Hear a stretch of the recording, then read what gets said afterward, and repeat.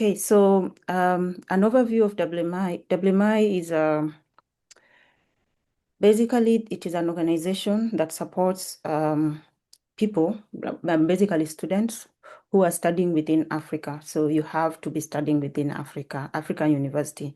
It doesn't have to be in your home country. We will talk about this in the requirements, but WMI would support students who study in any African university, and and these students are people who are academically gifted, and they have financial challenges, and WMI would come in and support you financially. Among other things, it doesn't just support you financially, it supports you financially and also helps you with other things. For example, they will nurture your leadership skills, your entrepreneurship skills, among yeah, and also there will be like events where you get to socialize with other scholars. So it's not about just the scholarship, the money bit, although the money bit is part of it, but also there are other things that happen within WMI. And so if you need to know more information, this website, I already put it in the chat, but this website has all the information you need, whether you just want to know about the organization itself, or you want to know about the application process or anything really. This website has all of it. I mean, we'll go through it as well, but if you want to like just visit it and you'll have all the information really.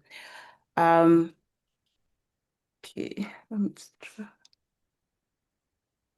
not sure what's happening with my screen. Okay, I'll just have to present this. Sorry about this. I don't know what's happening. Or could be because Okay, if it's easier to maneuver with the other, with it not being a presentation, we yeah, use that, yes. yeah, I'm seeing that. Okay, yeah, let me just do it without the presentation mode.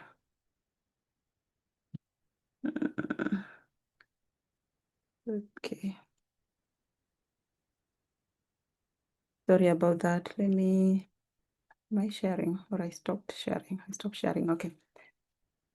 Sorry about that. Just give me a second.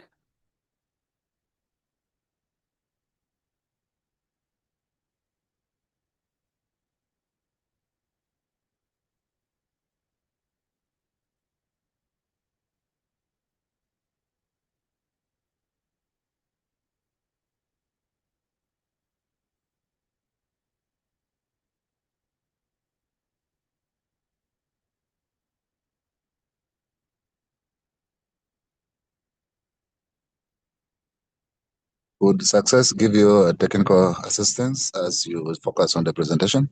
Yeah, it's more like I I closed it by mistake, so I'm trying to like open it again. I'm so sorry about that.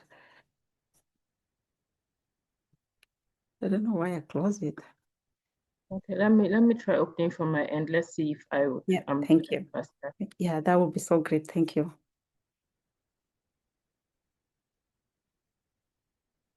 I shared it on WhatsApp.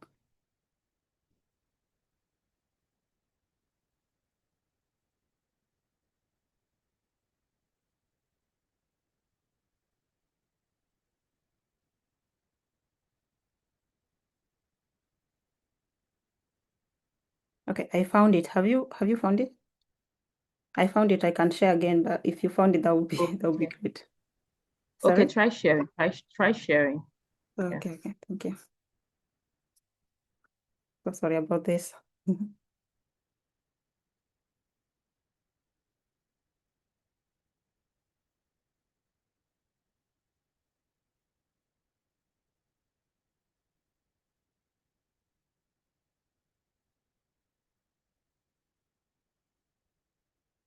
Okay, okay, I'll just have to share it like this, and probably this is way easier. Okay, so I was giving the overview of WMI, and as I said, the best website to get all those information is here. But as an overview, this is an organization that helps scholars, helps students who are studying within Africa to access to be able to continue with their education. You don't have to have already enrolled into a university. You can be, you are applying for a university, but you have not been accepted yet. You are eligible to apply, or you already in the university, or maybe you are admitted, but because of funds you had to maybe take a break. You are still eligible. You just have to be going to the university by September, okay, or whenever the university opens for that academic year. So in terms of timelines, your application is within December and March. So you are expected to apply for the scholarship between December and March. So it opened in December 1st and it will close on March 1st. And I know this time seems like a lot of time, but I just want to say that start as early as possible. If you are considering applying, start as early as possible, because by the time it reaches maybe January or February towards the end, it gets very busy for everybody. So the earlier you start, the better for you. And then the review process will begin from March to May. So that's when WMI itself, WMI is Wells Mountain Initiative. I'll be using WMI for short, but WMI is just Wells Mountain Initiative. It's the scholarship organization. So WMI will review your application between March and May 2026. And then in June, you will be called for interviews. It may start in May or June, but usually around June. You'll be called for interviews where it's a online interview. So there's no like physical, you will not meet physically, but you will meet online, either through Zoom or Google Meet or these meeting platforms, one of them, whichever will work for you. You'll be called for an interview.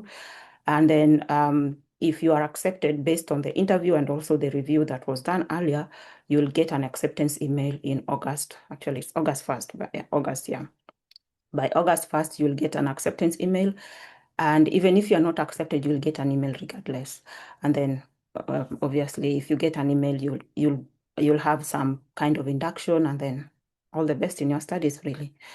And then so on the application overview, I wanted to talk about who is an ideal WMI scholar.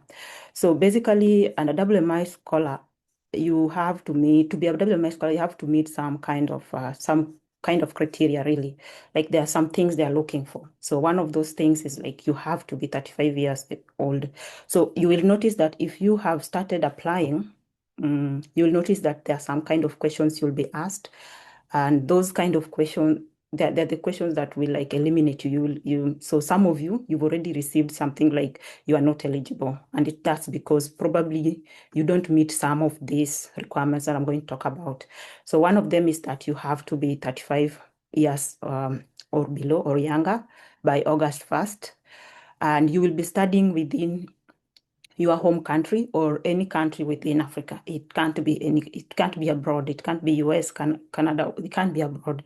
It has to be any university within Africa, because the amount they are giving is not enough to fund education elsewhere, and mostly because they want to fund education for students who are Africans, and most of them really study in Africa. So the money itself and also the focus on Africa. That's why like you have to be a student within your home country or a country in Africa. Maybe you are Kenyan, but you're studying in Uganda. That's okay. But you can't be Kenyan and studying wants to study in Canada. That would not work. So you have to be within Africa.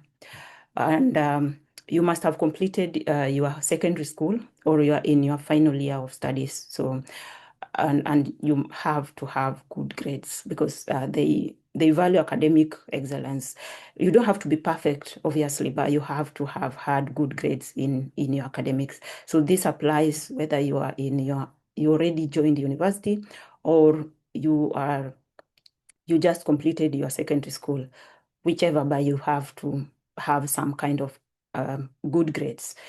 Yeah, and on that, if you don't have good grades, don't be discouraged. I mean, it's a competitive scholarship, but it's not just about the grades. They also look at other parts of your application. So even if you don't have the best grades, just apply. Don't say that lady said that because I don't have good grades, I'm not qualified. No. Apply. You never know, because you might impress the reviewer on other aspects. of the application. As I will talk about, it's not about the academics only. There will be also other things they look at. Another requirement is that you should be currently enrolled in a university. You should be enrolled in a university or college or any tertiary institution, or you are applying for it, and you will be accepted by the start of the next academic year. So that's like because they want to support people who start university. So you don't have to be in the university yet, but you have to have applied, or you're already there. So whichever, okay. You plan to live and work within your home country or region after graduation. Yeah. So this doesn't mean that you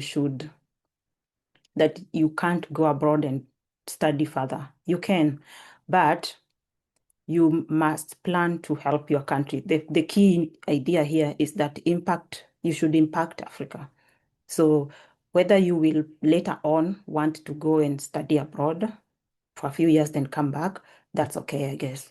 But you must plan to have impact in Africa or within your country.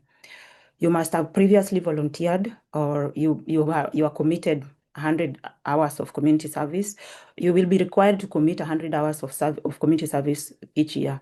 So one of the aspects that I didn't talk about really, that I say that the reviewers will look for, is, apart from academic excellence, is having community service. WMI is very big on community service, and therefore, when you are accepted into the scholarship, you'll be required to have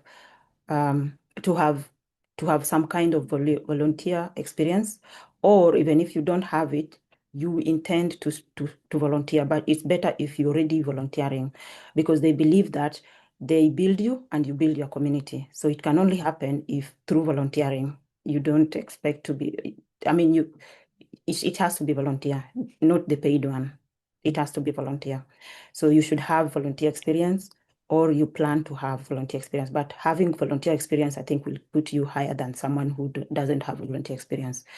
And because this is something you'll continue doing even after you get accepted into the scholarship. And then you should have some financial resources, but you cannot afford to stay or be in the university or college without WMI support. So as I put in the poster, or those who have received the call for application, or you've read through the website, you'll know that WMI will give you up to $3,000 for the scholarship. It depends on your needs. So some will get maybe 3,000 and some might get below 3,000. It depends on the need. Maybe let's say in your application, you say that tuition fees, my tuition fees is maybe 200, but I'm only able to pay 20. So that means that WMI will pay 180.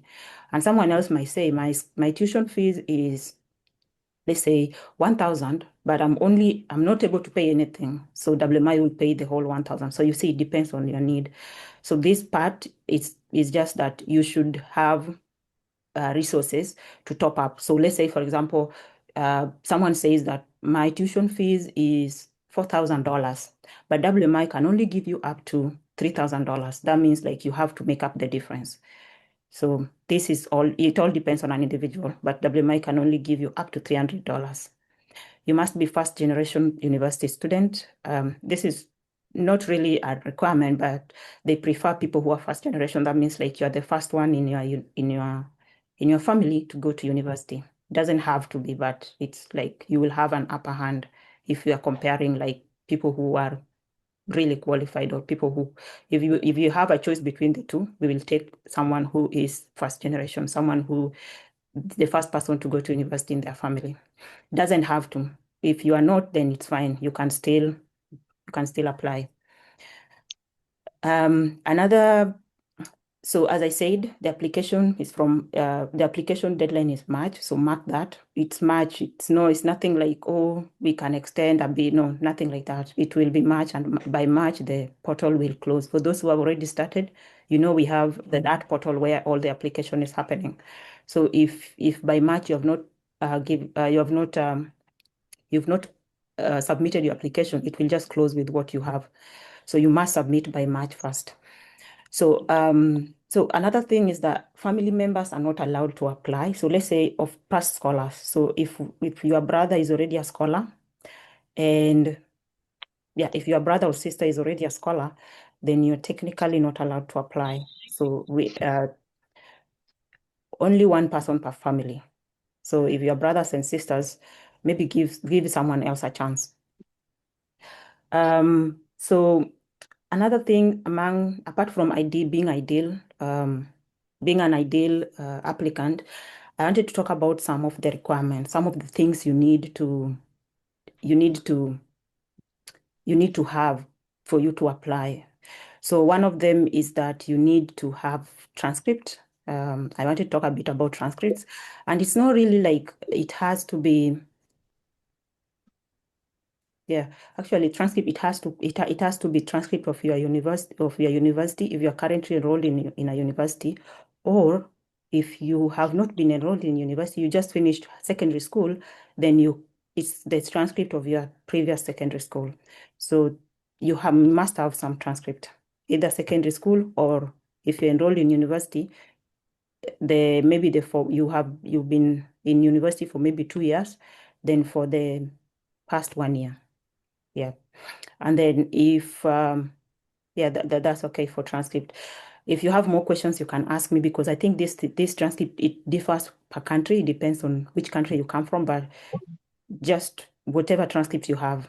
If you have for university, put them there. If you have for secondary school, put them there. And if you want to show how good you've been in secondary school, and you also have the ones for secondary, put both of them if there is an option to put both of them. I think during my application, there was an option to put both of them, so I put both of them.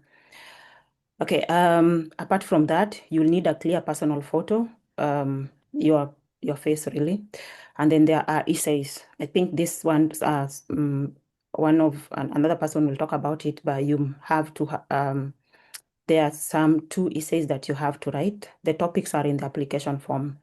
And then there is the application form that you have to fill. For those who have already started, there are some questions you have to answer in the application form. And then there is recommendation letters. So you have to have two recommendation letters. So how it works is you will have to send, you will have to enter the emails of those who will be recommending you, and then they will receive a link. And then they will receive a link for them to submit the application letters. So you have to choose 2 people to recommend you. I mean, someone else will also talk about this. Gaston, my colleague, will talk about this. And then also, apart from that, there is also if for those who are from maybe Kenya, or those who are actually, this happens in every country really. There is this final exam that usually happens from high school. For Kenya, it used to be KCSE, but now it's something else. So you are expected to also submit this final exam, national exam results, and you have to submit the grading scheme. Usually it's at the back of the certificate, so just submit whatever is at the back of the certificate. And so with that, I think I'll pass it on to the next person who will take us through the essays. As I said, this is one of the requirements. So I don't know, Gaston, are you in the call?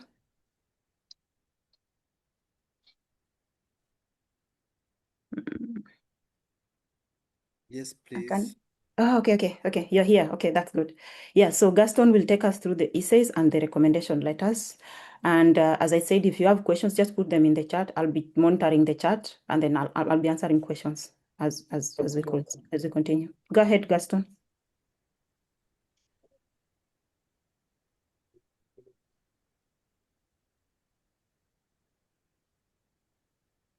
I just want to not take too much of your time. Can you hear me? Sorry? Yes, Gaston, I can hear you, but you are a bit low. So maybe you could just like speak up a little bit. Thank you so much for joining us today, participants. So as I said, I don't want to take too much of your time, A bit. presenting. I know you have many questions when it comes to the essays, but hopefully you can see my screen. Please confirm. Can you guys see my screen? I can't see it. I can't see it yet. You cannot see it. No, not yet. I I'm can able see to it, see but the that. voice is Oh, you can see it? I can see your screen, but that's not so we are struggling to see. If someone can please mute people in the background. If you are muted, kindly mute. Malam Magaji Foundation? Malam Magaji? Okay, so I think we can now continue. Hopefully you can see my screen because I can see I shared now.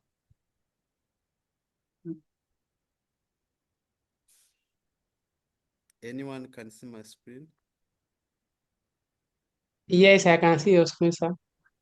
Okay, thank you. So today we're going to talk about how to sorry, but write. the voice is Your voice is too low. too. Yeah, we can barely hear. Okay, We can hear you, sir. how is it? How is it now? Yeah, I think it is okay like this.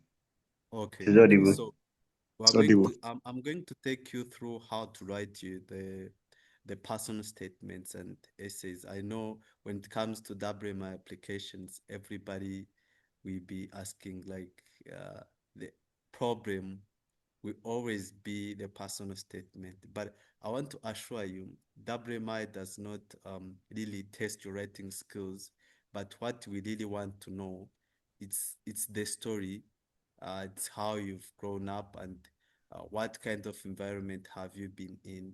So never stress yourself in wanting to make it much better, but rather we just want to know your story. But when it comes to writing a personal statement, it always comes to know what specific things to include in your personal statement.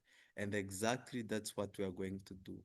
And then if many of you have opened the application, you will see that WMI has tried um, possible ways to guide you throughout the application and what exactly to include. So I want to start with the personal statement then. As you can, as maybe you've seen that, but it has changed. Before it was used to be only one personal statement, but this time you have to write two personal statements. One is we'll be talking about the background, your personal background, and another one will be about why did you choose the field of study that you are doing. And we hope many of you, like the applicants, you are still doing your bachelor's degree in university because it's one of the requirements, eligibility to apply for WMI. So let me start with then uh, actually what we need to hear from the personal statements. First of all, we want to know your stories, and then I assure you, don't really try to fake your personal experiences because some people try to make their personal statements really not about them, and they try to make it more vulnerable. But what we really need to hear from you, it's what have you been contributing to the community, and what your life has been, and what challenges have you been facing, and exactly there comes why did you really apply for WMI scholarship. And then from the personal statements, as in general, please don't copy people's personal statements, because if you do that, it will be classified as plagiarism. to the point that if you even include a statement, uh, uh, you should even quote it. If it's not something of your own, please add quotations or references. Otherwise, it will be treated as plagiarism. Okay? So let me say, for example, you want to include a statement that was said by N of um, uh, or a doctor or someone famous, please add a quotation said by this person so that once we are evaluating your personal statement, we won't classify your personal statement as in plagiarism. Okay, so then that was actually what I can call the requirements in general. But now let's look at the personal statement, the background, and the personal statement of the field of study. What is exactly does WMI expected to hear from those two personal statements? So starting with this background, as you can say, we just want to hear how has your personal life has been.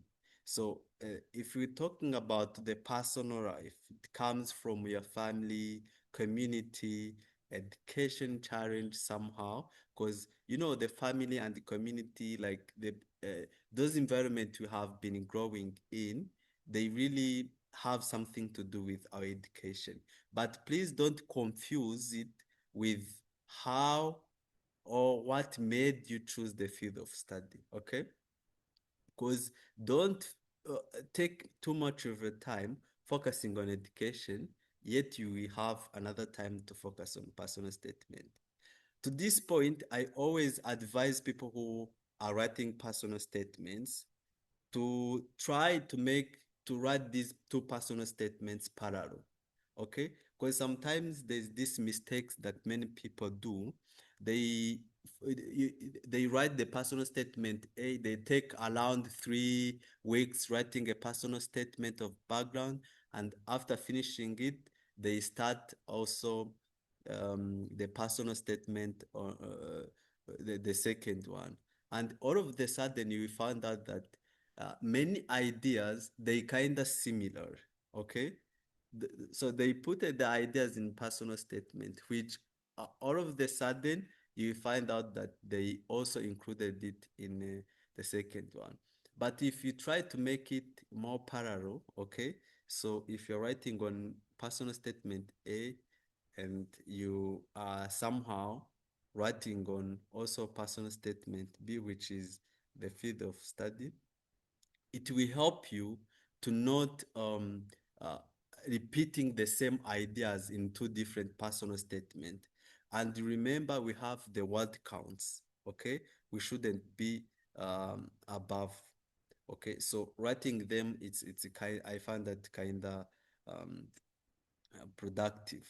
So what we need then to also hear from this, it's the how did the environment you've been have shaped your thinking, what has changed due to the environment have you been in, okay? So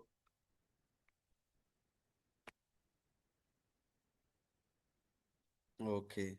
So, and then the personal statement B, which is the field of study. Why did you choose this field of study? What made you choose it?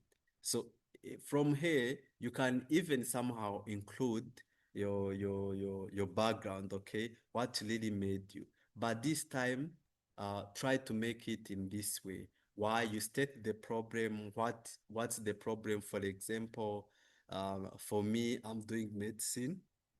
Okay, I would like to give you an example. For me, I'm doing medicine and I want to do gynecology once I finish my undergraduate. The problem is that I see that the child health and the mother health in Africa is still very low. We do still see mothers who are dying while giving birth. Okay, so and there is also an urgent need to have doctors or the specialists in mother's health and child health, who are the gynecologists. So for me, I see that once I graduate as a gynecologist, I will have a lot to support the mother's health in Rwanda, but also in Africa. So that's my inspiration while I was choosing the field of medicine, because sometimes it reflects how the environment I've been growing in, the experiences I have. The same to you, we expect you. For example, if you're doing technology something, maybe you've seen some problems in your community. So we just want to hear from that. Okay. You tell us what is exactly is there on the ground, so that as in me who are reading your application, I'll be like someone who is there. We just need to see VVD something. Okay. While I'm leading a personal statement, I exactly try to reflect how the experiences of your life has been. Okay. So that is about the personal statement B, which is the field of study. So from there, please try to make this is my trick to help me not double or duplicate the ideas for both personal statements. Please, maybe you can write them parallel, or you can just write one and after you write another, depending on what you really makes you be more productive. But I would like to advise you, you will need to evaluate them together to see if you have not duplicated many ideas from one personal statement to another. Because sometimes you would lead the personal statement for this background and this field of study, and you find barely difference, which is really not okay. Okay. And as that was about the personal statements, and I would like to talk also about the recommendations. Okay, because the recommendations have a lot to do with your personal statement. Okay, this is how. The personal statement, it's you, the applicant, who are telling us about your life and about your experiences. But when it comes to the recommendation, it's someone who is not you, who is trying to tell us about that person. Okay? So to me, these two things, the personal statement and the recommendations, have to have some similarities. Otherwise, you will find that if the personal statement and the recommendations are really telling different people, you would start to question if the recommender really knows about the person. Okay. So that comes a lot then with how are you going to guide your recommenders to know what exactly to include um, in their recommendations. Okay. So this is how you already know what you've wrote in your personal statements from the personal background and why did you choose the field of study. Maybe you've included what you've been doing. Maybe you've included what organizations you've been volunteering at. Okay. So from those organizations, let's say you told the people to recommend you. So at some point, we need to hear that what you told us somehow really correlates and what the recommenders said. Okay. So you have to then guide them on what exactly should they expect to write or to write you about. Okay, let's say you've been working with them in a project of mental health, and how have you been doing it, and uh, what strength and what special character did they see in you, what specific accomplishments did you do, and So all of that, we will need to hear what do recommenders know or what special did they see in you, okay? And we need also to hear from your personal statements that you've did that, okay? And about recommendation, I would like to talk about this challenge that many um, applicants faced last year. This time, unlike the last two, the last maybe two cohorts, we just needed to upload the recommendation by ourselves. That we could tell the recommenders to write our recommendations and we would post them by ourselves. But this time, we just we just put their identifications, and as well we put their emails, and then they will be notified to post the recommendations, which means that uh, sometimes they will miss the email, so that they will not be able to upload the recommendations. To me, please make it some time before, so that the recommenders will have time to upload their recommendations, okay? Because this time, once you put their recommendations, they will get we will confirm their email address for login instructions, and then they can upload your recommendation. Sometimes your recommenders might not be able to do it by themselves.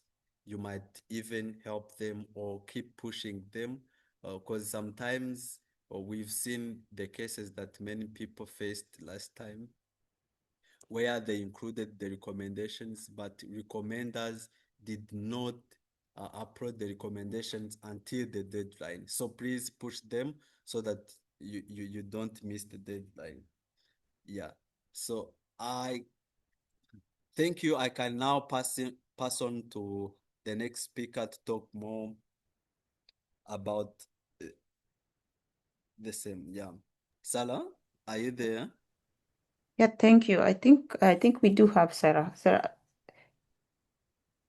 you can stop sharing. So that's Sarah. If you have slides, you can share as well. Okay. Thank you, Gustin, and thank you to Purity. You've really done great work today. Okay, I won't be sharing my screen because I can you hear me? Yes, I can hear you. Continue.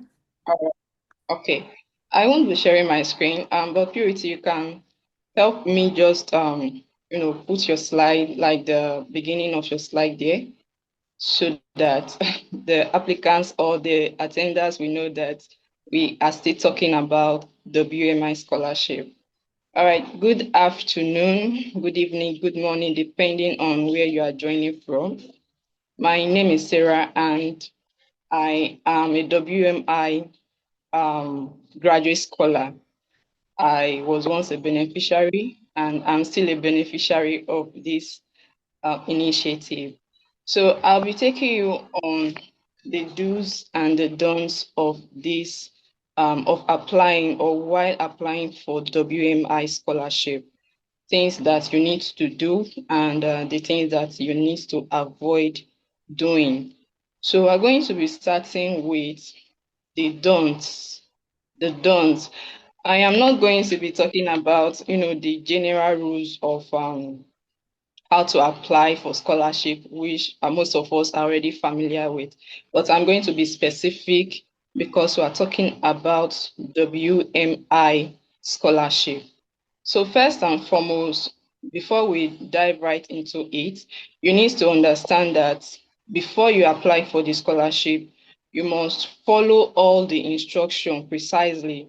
You must be authentic, and Gaston has already mentioned that. You must be authentic, and you must showcase your strengths, your unique qualities, and also read and understand the mission and vision of WMI, and be sure that your vision aligns with WMI's vision. So you must be real about your application. And you must also be patient with your scholarship. Yes, that is one thing I did while applying for my scholarship. So we'll move right into the don'ts, the things that you shouldn't do or you shouldn't be caught doing while applying for this scholarship. And the number one on my list here is that don't use AI, or don't plagiarize, and don't use AI, because your applications will be read thoroughly. And if you use AI, you will be found out, and that automatically will disqualify your application. So content that are AI generated or uncredited ideas from other sources are strictly prohibited and will lead to immediate disqualification. So don't use AI, and don't steal someone else's idea. That is where authentic application comes in. That is where genuinity comes in. And secondly, don't submit duplicate application. This has already been mentioned, so I won't dwell on this much. And don't email your documents. Your documents should not be emailed to anyone or to any email address. Rather, you should submit your document, your application, you should submit it through the appropriate quarters, which is the website and the link that has been provided for submission of application. Also, um, don't apply if you plan to study in a developed country. Purity also mentioned this already. So the scholarship is to support students who are studying in underdeveloped countries. So if you want to study in a developed country like in the US, in the UK, in Canada or Australia, please do not apply. The scholarship is definitely not for you. It shows that you have a lot of money to support yourself. So WMI won't be supporting you if you plan to study abroad in developed countries. And don't inflate your expenses. Yes, we get to see this a lot during the interview section. So don't inflate your expenses. If your school fees is $100, just put it there, $100. You don't need to add, you don't need to inflate your expenses. Be honest about your financial needs and available resources. The WMI scholarship is a partial scholarship which supports part of your education fees and is covering portion of your expenses. So you are not expecting WMI to cover everything, even though the amounts that will be awarded to you might cover everything you need, but it's a partial scholarship. So you may get what you expect and you may get below what you requested for, but do not inflate your expenses. Sometimes applicants forget that they are not the first person to apply from a particular school. So if you are applying for, let's say, from the University of Benin, please note that there have been scholars from University of Benin. So if you are saying your school fees is $150, and previous scholars that have applied and are awarded the scholarship stated that their school fees is $80, of course, you will be found out and you will be automatically disqualified. So do not inflate your expenses. Don't include your primary school grades while applying for, include your primary school grade. You can include your only your secondary school and tertiary level transcripts are required. So WMI have no need of your primary school's results or grade. It is not needed. So there is no need for adding any unnecessary documents that is not useful for your application, right? So, and again, don't wait until the last minute before you apply. The application deadline is 1st of March, and any serious student or any serious applicant that that really wants to get the scholarship should have started applying now, even though they may not have completed it, but should have started applying by now. So don't wait till it is 29th of February or 28th of February before you start applying. So when you start early, you will have enough time to make adjustments where needed. So do not rush your application. Do not wait until last minute before you submit your application. And this has been mentioned already. Don't be a family member of WMI staff or scholar.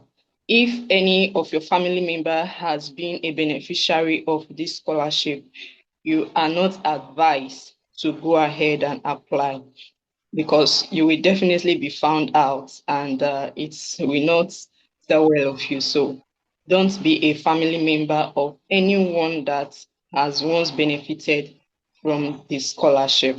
So with that, we'll move on to the next, which is the do's of WMI scholarship application. What are you expected to do as an applicant? What should you do? So first and foremost, verify your eligibility. This is very important. Check all the criteria. Make sure that you are less than 35 years old by August 1st of the application, and you have above average grades, and be sure that you are studying in a developing country, and you also intend to return to your home country in case you are not studying in your home country, but you are studying in an developing country. Be sure that you intend to return to your home country. So these are some of the criteria that would qualify you to apply for this scholarship. And be sure to apply online. I mentioned this earlier. The online application portal is the preferred and most reliable method for submission of your application. At this point, I want to confirm if you guys can still hear me. Yes, I can hear Can you you. hear me? Yes, I can All hear you. right. Yes, we Okay. can hear you. All right. Now we Thank can. you. Thank you. Okay, let's move on. Submit a complete and accurate application. Make sure your application is complete and accurate. The online system may allow submission of an incomplete application. If your application is incomplete, you may still be able to submit the application, but it will be disqualified by when the reviewers are reviewing your scholarship application. So make sure that your documents are complete, you submit accurate application. Also, provide a grading key. Ensure all submitted transcripts and national exam results include an official grading key for explanation of the grading system. We live in different countries and our grading system might be different. What a grading of A means in Nigeria may not be the same in Kenya and may not be the same in Rwanda. So make sure you submit interpretation of key or provide a grading key alongside your transcripts and your results. Also, ensure your documents are in English. WI is an English initiative. So make sure that whatever document you are submitting it in English language. All application materials must be in English. If the originals are in other language, provide a verified English translation along with the original document. So if you are submitting a document that is in English, provide a verified English translation. When reviewers read your document, they can understand what is written there. Okay, choose non-family members as recommenders. Your family members should not be your father, should not be your mother, should not be your uncle, should not be your aunt, should not be your brother.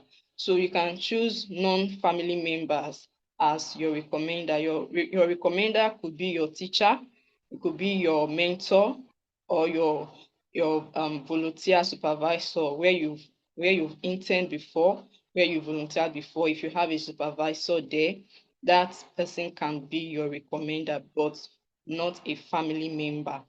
Also, follow up with the recommenders. This has already been mentioned, so I won't be dwelling on that. Of course, your essay must be authentic. Your essay, it must be written from your own experience, from what you've experienced, and not someone else's idea. So make sure your essays are authentic. And before you submit your application, please and please proofread your application, because we wouldn't want a situation where we read your application and we are not understanding what you are saying, or you may be saying something and your write-up may be referring or interpreting something different from what you've written. So make sure you proofread your application to make sure that every I's are dotted and every T is crossed. So proofread your application to avoid errors, to avoid grammatical blunders and careless errors. So you can do this also by, if possible, share your essay with a trusted friend to objectively help you to proofread your application. And lastly, on the do's, track your service hours. I say this a lot of times. WMI is focused on community development, community services, what you have done to, impact on the lives of your community members. So make sure that when you are volunteering, when you are doing any community engagement, track your service hours. Be prepared to document your previous volunteer experiences, because this is one of the basic criteria for you to be awarded the scholarship. So make sure you track your service hour. Whatever you are doing, you are helping a community, you are engaged in any community development project. Make sure that you track the hours, the number of hours you are spending per day, per week, and as the case may be. And also, very important, take pictures. Take pictures of what you are doing. Be proud of whatever community engagement you are involved in. Take pictures so that this can serve as a proof of your community service development. So this is what we have for the do's and don'ts. And we'll move right into the interview part, how to prepare for your interview and how to answer your interview questions. So the interview session is an avenue to showcase your uniqueness and genuinity. It is an opportunity for you to talk about yourself, to prove to the interviewer that you are genuine and you are not fake. You wrote your application yourself. So it is just a time where you get to have a one-on-one interaction with your interviewer. So if I'm not going to focus on the general interview rules. We all know that when you go for interview, whether it is a job interview or a scholarship interview, we already know the expected questions. Questions like tell us about yourself, where do you see yourself in the next 5 years, and all of that. So I'm not going to focus on that. I am going to be specific once again on this interview session. So the interviews, before you start your interview, you will be informed about it.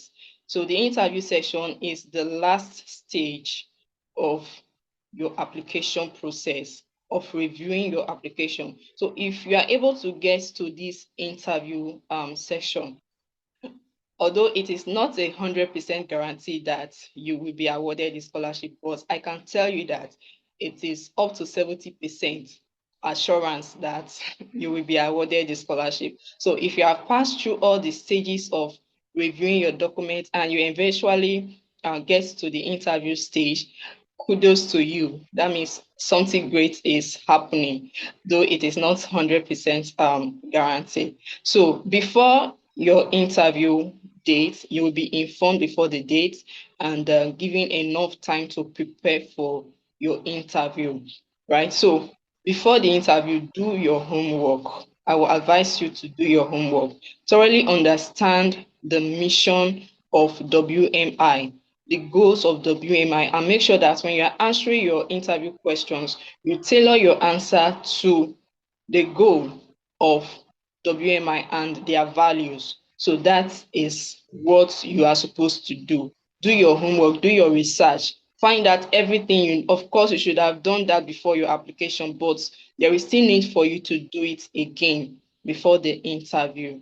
So you don't need to memorize your answers. This is something I get often while interviewing applicants. You find a lot of them trying to read out what they've memorized, what they've crammed. This will not help you. So do not memorize your answers verbatim. What you should do instead is to practice speaking clearly and confidently about your experience.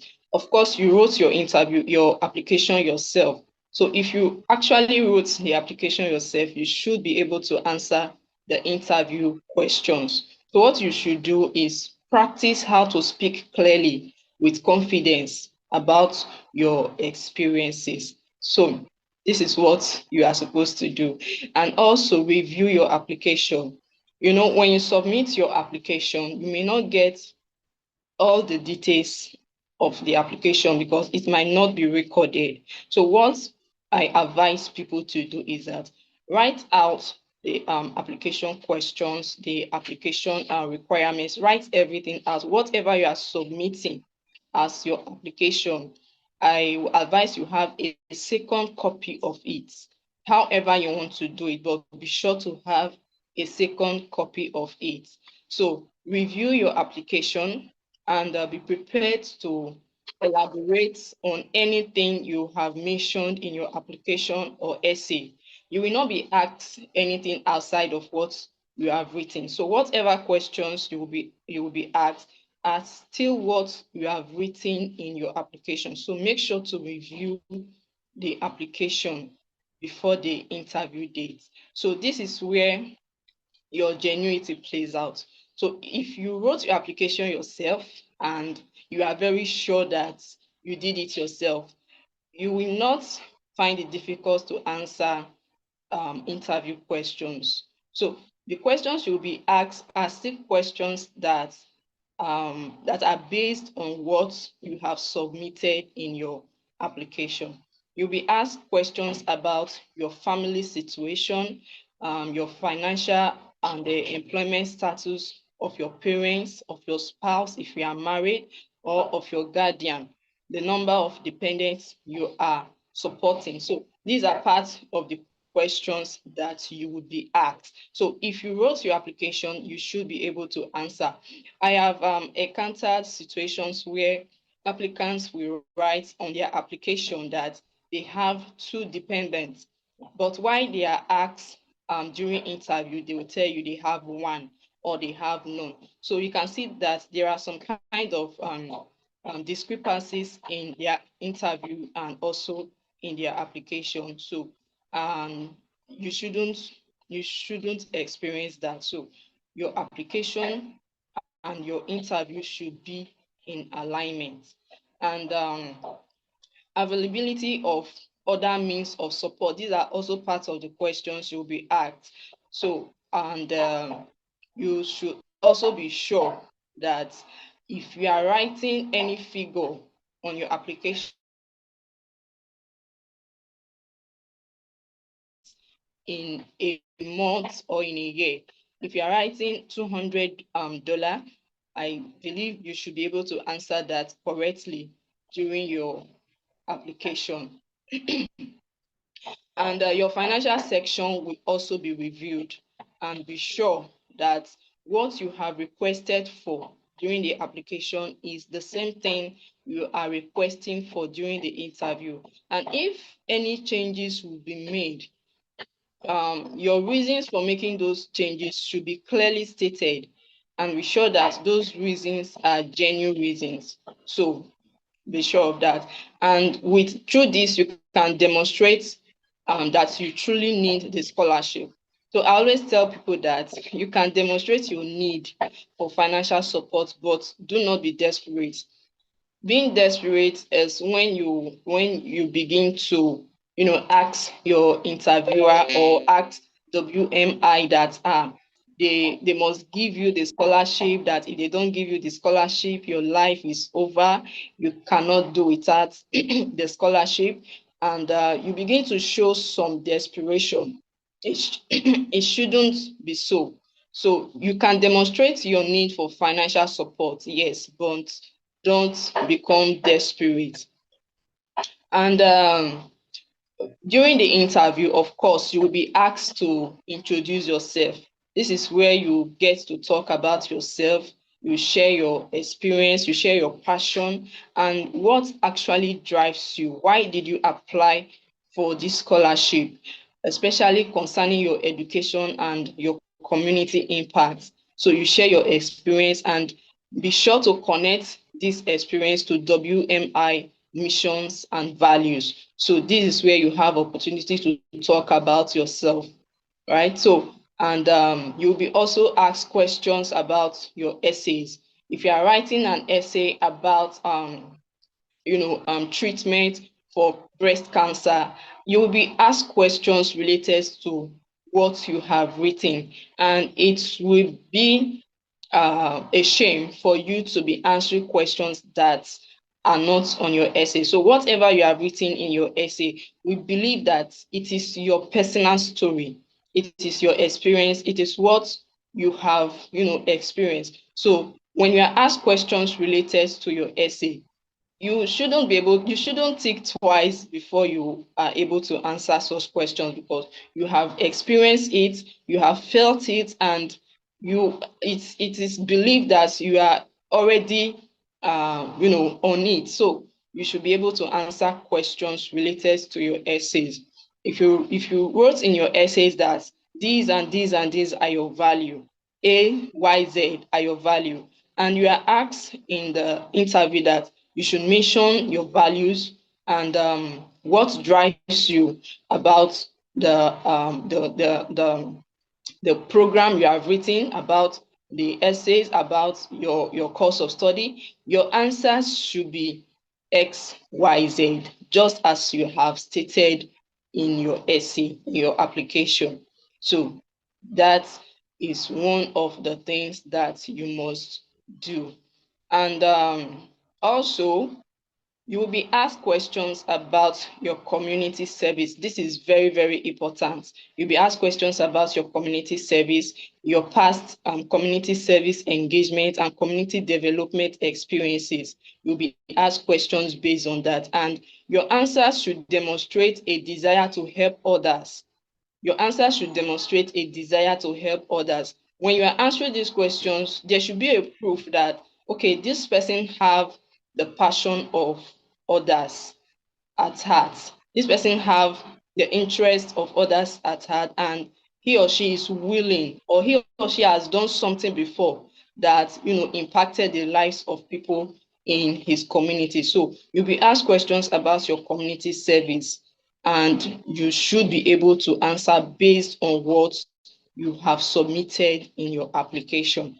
And your future goals, of course, questions about your future goals would be asked. What you plan to do after graduation, and concrete ways in which you can help your community. So while answering this question about your future goals, you should show that you have a clear, realistic plan, and explicitly state how the scholarship will serve as a bridge to achieving them. So you should state clearly your goals, what you plan to do, in the nearest future after your graduation? What do you intend to do? And whatever you are saying here should be in alignment to to the vision, to the mission, and the values of WMI. So whatever you plan to do, it should revolve around the people in your community. How do you plan to help people in your community? How do you plan to improve the lives of people in your community? And explicitly state how this scholarship will serve as a bridge to achieving them. Your goals should be clear and direct. No beating around the bush, no telling of too many stories. If you know what you are doing, you should be able to answer correctly with confidence. So I will stop here so that the next speaker can come up and continue. Thank you very much. Thank you. Thank you so much. That was really informative and I appreciate it a lot. I know that most people appreciate it. There were like a lot of questions on the comments and I hope that I've answered majority of it. And that just means that most of you are listening actively because you're asking questions, which is really, really good. But if I haven't answered your question, I feel like maybe I'll give you a chance to answer a question, but I think like we are past the hour. We were supposed to have it for 1 hour, but I'm thinking we can go 1 hour, 30 minutes. I mean, you can leave if you want to, but I feel like maybe the Q&A is important. I've answered some of the questions, but just in case I haven't covered your question, I think before that, I'll just give each of us, the three of us, myself, Gaston, and Sarah, to talk about, just please take 2 minutes, don't take more than 2 minutes. Just talk about, oh, there are so many emails coming in. I don't know what we should do because I feel like this will be a lot of this will be a lot of work to share with you all these slides. Okay, I'll try and share all the slides through these emails. I'll try and capture them before the meeting closes.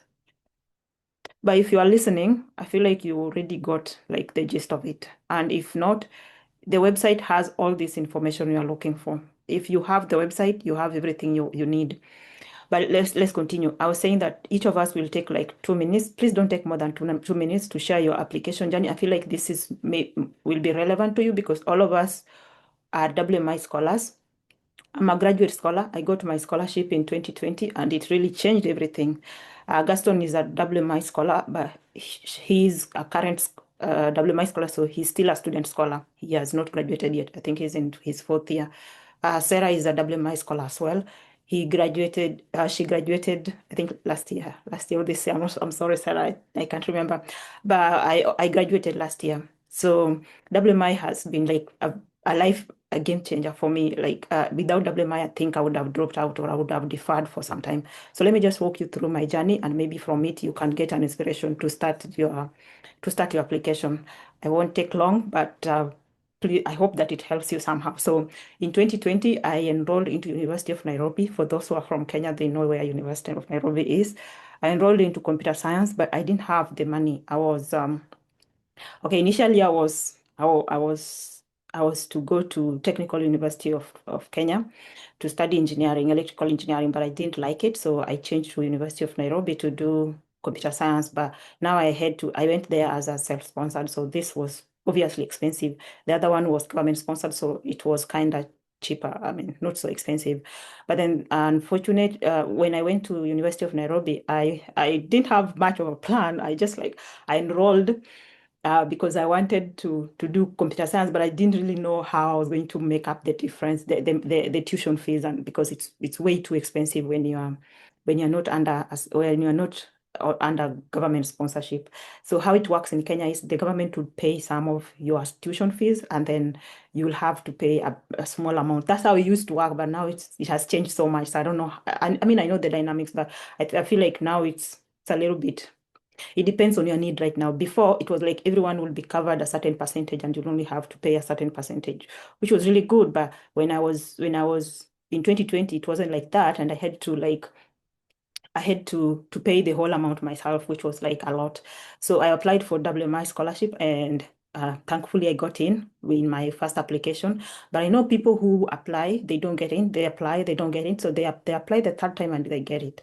So I just want to say that even if you apply this time and you don't get it, it's okay. Just apply next year as well. If you don't get it, apply again. Provided you're not above 35, you can apply as many times as you want. You can even apply in your third year and get it. If you get it, they will cover from third year to when you finish. You don't have to be in your first year to apply. You can apply in your third, in your second, third. Don't apply in your fourth if your fourth is the last year. So apply if you still have one more year. Because if you apply right now, you'll get the funding in 2026 August. So you have to apply when you still have like a year remaining or something. So that says some people had questions about when to apply. Apply if you are applying to the university, you're already in the university, you are not in your last year. I hope that is clear. So I got the scholarship and my application journey there was no session like this. That's why I organized this session, and my fellow GAB members. There's this thing called GAB in WMI. You will know about it if you get in, but this thing in WMI called GAB. Myself, Gaston, and Sarah, we are in GAB, and we organized this session to help people know about the scholarship and also like learn from our journey and just be a little bit more prepared. During my time, we didn't have this, so it was a little bit like you just have to like try and error until you get it. But what helped me so much was the website. So I implore you, please, if there's one thing you'll get from this session is that use the website, okay? Don't try anything you need. Any information you need is in that website. If you need anything to do with the recommendation letters, it is in the website. There's a whole PDF on talking about recommendation letters. There's a whole PDF talking about essays, and there's a whole PDF for the recommender to read. So you can read and then tell the recommender, or you can give the recommender to read about it. Augustine already talked about this. I'll not repeat it. So what I'm trying to say is, please make use of the website. If you need anything, just go to the website. If you can't find it in the website, you guys have my number. It's on that poster. Just text me on WhatsApp. I'll try to help as much as I can. But please only text me if you already tried. I don't know the application process, the whole thing myself. So be specific on your question. Don't just come and ask me about an essay. What do I do with essay? No, that's not a question. Ask me maybe I need A, B, C, D. How can I do A, B, C? Like the specific ones, the ones that I can help with. Let's not, waste each other's time. So let's be creative in asking our questions. So that said, I'll give a chance to Sarah to quickly tell us about her application process. You can say anything, Sarah. Mine has been up and down. You can do better than mine. You can do better than me. Mine will be up and down too, because it's not perfect. So I'm just going to say how much I remember. Okay, I actually came across the opportunity on WhatsApp. Success happens to share the link and the opportunity for scholarship. So when I saw it, I was like, should I apply or shouldn't I apply? So I wasn't really thinking of applying, but somehow something pushed me to apply actually, because I remember that, oh, I need money. I am short of money. I need money. I need to help myself because I was already passing through a lot of financial challenges. And I was already in my 300 level when I applied. So the academic load became more became much,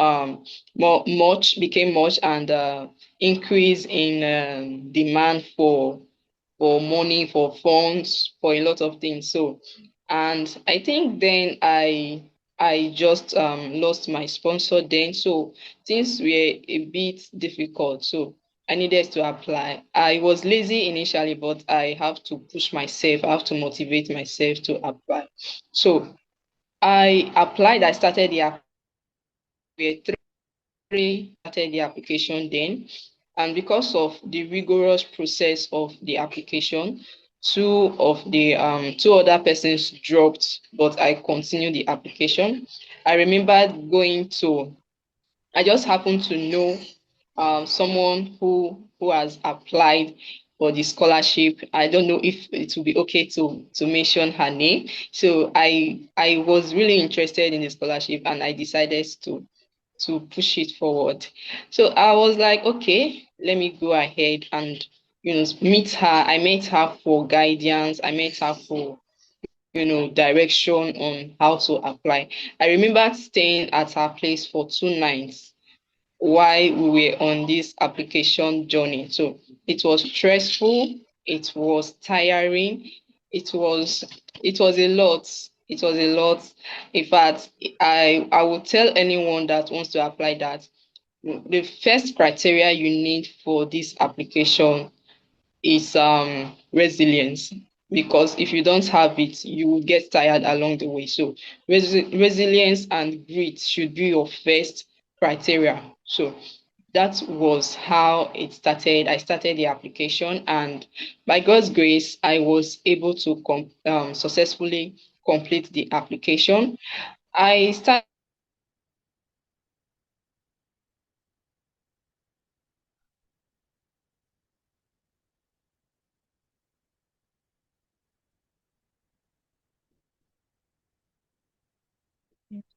We lost Sarah for a bit. Purity. Yeah, it looks like it. It looks like it. Gaston, do you want to take it from there? Just 2 minutes, please. Share your journey. Yes, yeah. Thank you so much, Purity. I think it's something I can mention about when it comes to the application process. Um, I would like to talk more about the challenges, because that's the things that people who are doing the application needs to hear. One of the challenge that you guys are going to meet, it's meeting the deadline uh, while collecting all the documents, because many documents that the application requires, it takes you to consult different people to gather and um, submit them. So starting from the recommendations, you've seen that we have two types of recommendations.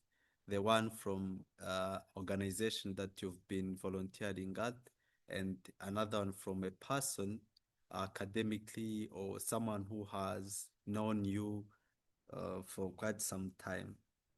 So to gather all those documents, I'm quite sure it, it sometimes take time, okay?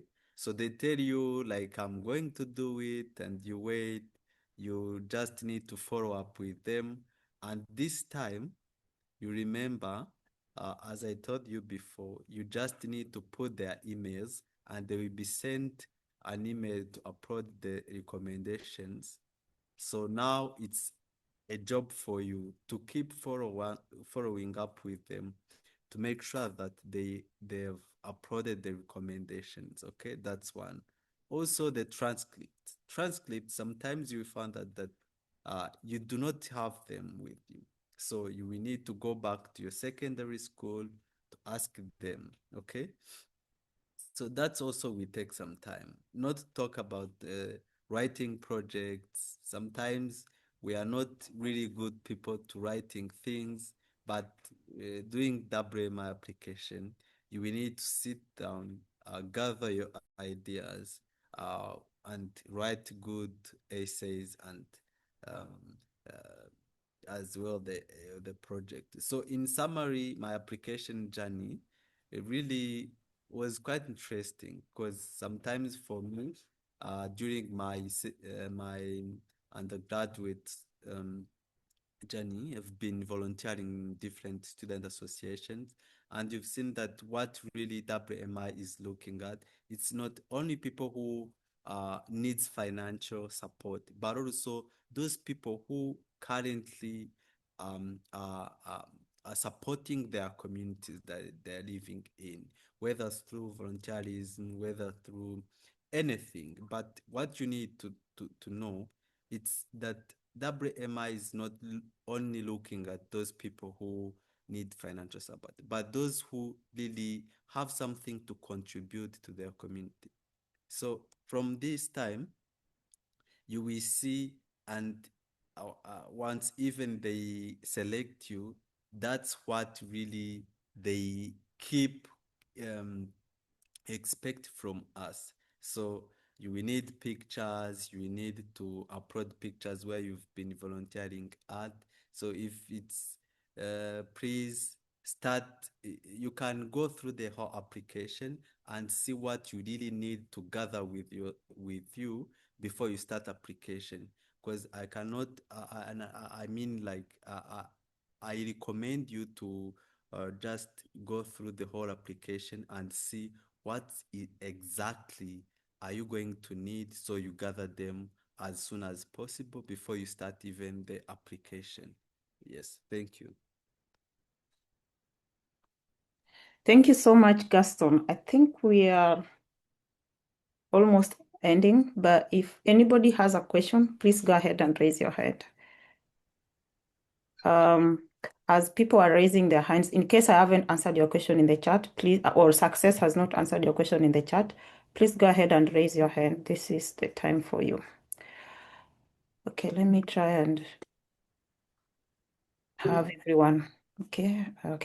As someone is raising their hand, I just want to address some things that I noticed in the chat. One of them, okay, before I address those ones, let me just say this. If you are here and you really want to get the scholarship, WMI values 3 things.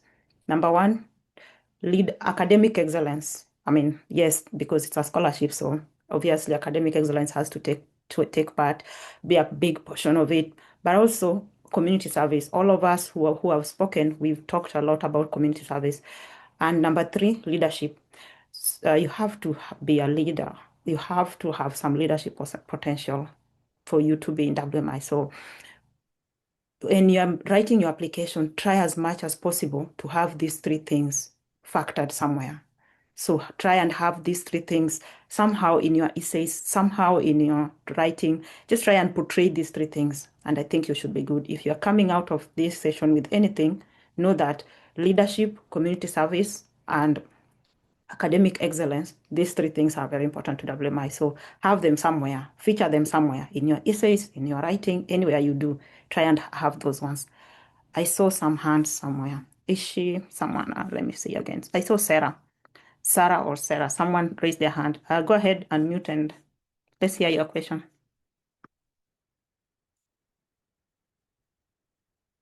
Okay. Seems like they put it down. So if you have any question, go ahead and I'll give you we will stop at 8:30. Oh, it's not 8 at your place, but we'll stop at 10 minutes. 10 minutes from now, okay? 10 minutes from now. So this is the time to ask your questions. As I wait for questions, people asked about the degree. Yeah, This has to be your first degree. Okay, yeah. Mbago, go ahead. yes. I have a question on those students who probably were not able to report to college because of money, and later they found out in a private institution, like a school that is church sponsored, to do a course that was being taught in KMTC. What can that be? Can they be given a scholarship? For example, you are enrolled for nursing in a Catholic nursing school. Mm-hmm. Yeah. So do you mean like you were enrolled for nursing, but then you dropped and then enrolled into KMTC? Is that what you are saying, Mbago? No, I'm not in KMTC either, but I'm in a church-sponsored school in Kenya, and I don't have money for the school. I'm supposed to report in March, and I don't have that money. So much this year. Yeah. So if you are 2026. So can they sponsor, or they just sponsor public schools, public universities and colleges?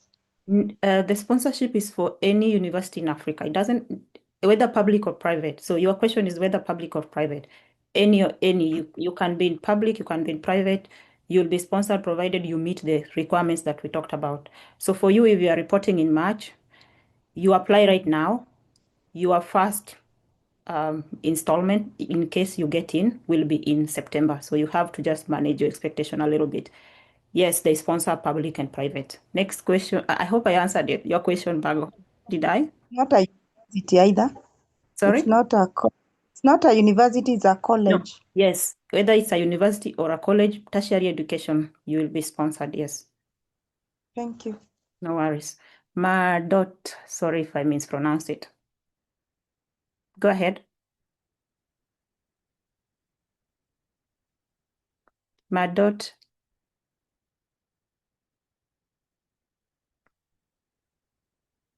Okay. Let's go to John. John, please. Yes, thank you so much, Purity.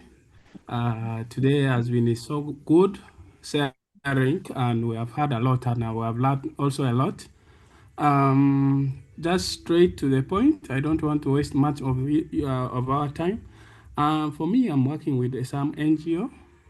That is IDI. Am I eligible? That is one. Two is currently I'm 34 years old. By next year, July 27th, I will be 35. Am I eligible? Those are my questions for now. Thank you. Thank you. Thank you so much, Submit. John. Yes, you are. If by next year, July, you'll be 35, WMI sponsors people who are 35 years or younger by the next academic when they start their university. So let's say you start your university in September. By September, because you're turning 35 in July, in September you'll still be 35. So yes, you are eligible. And the fact that you're working with NGO, you are a step ahead of people because NGO is more about voluntary. Hopefully it's voluntary, or if you're being paid, or maybe you are being paid but you're helping the community. So I think you are a step ahead. So this one gives you a leg up. So yes, working with an NGO does not bar you from being eligible. Actually, it helps you. In your case, it's a good thing. Another question is from... Yes, it's from me. Yeah. Go ahead.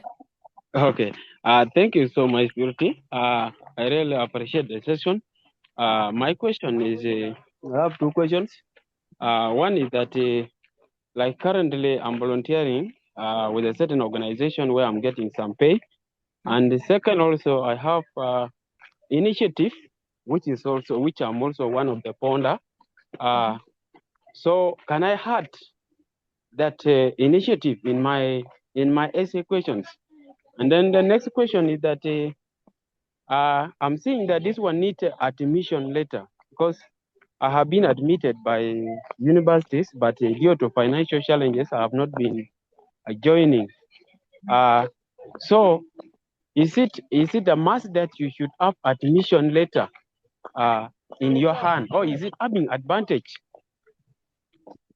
Yeah, thank you so much, Madot. For your first question, you are a founder of an initiative. That's a good thing. I mean, that does not bar you from being selected, provided you need the money to go to university. If your initiative has enough money to sponsor you, please leave this opportunity to other people who need it. But if your initiative is not making enough money to sponsor you through your university or college, then you can apply for WMI. That is not having an initiative it does not bar you from being eligible. It's a good thing. And whether you can include it in your application, it depends how you present it. It's about telling your story. We could tell the same story, but we tell it differently. It depends on how you want to present yourself. Do you want to present yourself as someone who started an initiative to help people to realize their dreams in ABCD, or you want to say that I'm a big boss somewhere and I just want to go to school for the kicks? You see, that's like the same story but differently told. So it depends on how you present it. if you want to talk about it, you can talk about it. Depends on how you present it. But if you can write it out and read it and see if it helps you. So as I said, the big things that WMI looks at is leadership, community service, and academic excellence. So if you have an initiative, if you are a founder of something, then you're a leader somewhere. So that's a good thing. You can mention it somewhere in your application. Why did you start this initiative? Was it out of the need to help the community? So you are a leader, and you're also community service is also part of it. So you see, such things will help your application. It depends on how you present it. Your question about admission letter. As I said, WMI doesn't look at, you can apply for this scholarship if you're already in university, or you are applying for a university, or you already have the admission letter. Those are still valid. You just have to be going to school in September or whenever that academic year starts. I hope that makes sense. I hope I answered your question. We will go to the next person, Nelson, and then we'll have Ishimwe, and then I hope that's all. And if you have more questions, go ahead and put them on the chat. I think someone is monitoring the chats. Yeah, Success is monitoring the chats, yeah. Nelson? Okay. All right. Thank you. Good evening, everyone. I'm Nelson. I'm from Nigeria. So, please, I wanted to ask about recommendation letters. Are there specific people that we should meet to write them? Is it more than with school officials? Must they be people, maybe respected people in the society? Must they be volunteer organization that you have volunteered for in the past? Is there any close fit, any must fit that must be able to write that recommendation letter for you? Because someone saying that if a school official doesn't write for you, it might affect your application, or if a volunteer organization doesn't write for you, it might affect your application. What is the best people who are meant to write your recommendation letter for you? That one I want to ask. Thank you. Thank you so much, Nelson. I'll answer this, and then Gaston can come in and add anything I haven't said. But I feel like if you can get one recommendation from your school, for those who are already in school, or for those who are just graduating from secondary school, you can get it from your secondary school. Get one recommendation from school, get another recommendation from a volunteer organization. Why is this important? WMI favors, they value a lot leadership. Yes, leadership, yes, but community service and academic excellence. Getting one, this is about being strategic. The whole thing about application, and whenever you're applying for anything, just look at what wherever you're trying to apply to, they value the most, and make your application aligned to it. So if they value academic excellence, and they value community service, just get one recommendation from academic place. So that is the school. Get another application from community service place. That's your volunteer community service organization. And so they will corroborate whatever you're going to say in your application, and that will help your case. And let's say, for example, you don't have any volunteer experience and you haven't volunteered yet. No problem. You can get your recommendation letters both from the school. I don't think it's a bad thing. I think you can. For me, I think I got one from volunteer, so it helps. But the idea is, if you can get the two recommendation letters from different places, just get them. It will help your case a bit more. And let your recommendation letter, as Gaston said, corroborate whatever you've been saying in your application. The whole thing is, the whole application should be telling something about you. So let's say, for example, you say, oh, I am hardworking. In your essay, you say, I am hardworking. I did ABCD in school. Okay, so then the teacher comes or the recommender comes and say, oh, this person is hardworking. They did ABCD. You see, that strengthens your case. That's what a recommender is supposed to do. That's what a recommendation is needed for. Just to say that whatever you said is still the truth. So you see, when you get it from your organization, from your school, it corroborates it. And then you say in your community service or in another part of your essay, oh, I helped this and this community realize ABCD. And then your community service or recommendation letter from community service comes and say, oh, this person came in and helped us do this. He's very motivated. He's very, very, you see, it collaborates. So you can get them from one place. You can get them from separate places. But it's important, just get them from two separate places that will corroborate whatever you are saying. Liban, I hope I answered your question. Liban?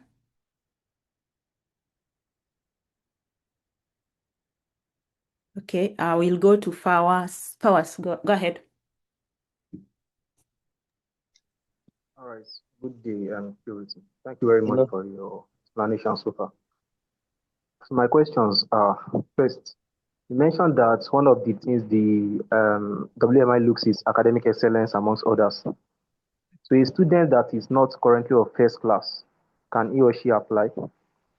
Yes. Secondly, okay. Secondly, there is an aspect for the documents, there is an aspect that needs your secondary school transcript or something like that.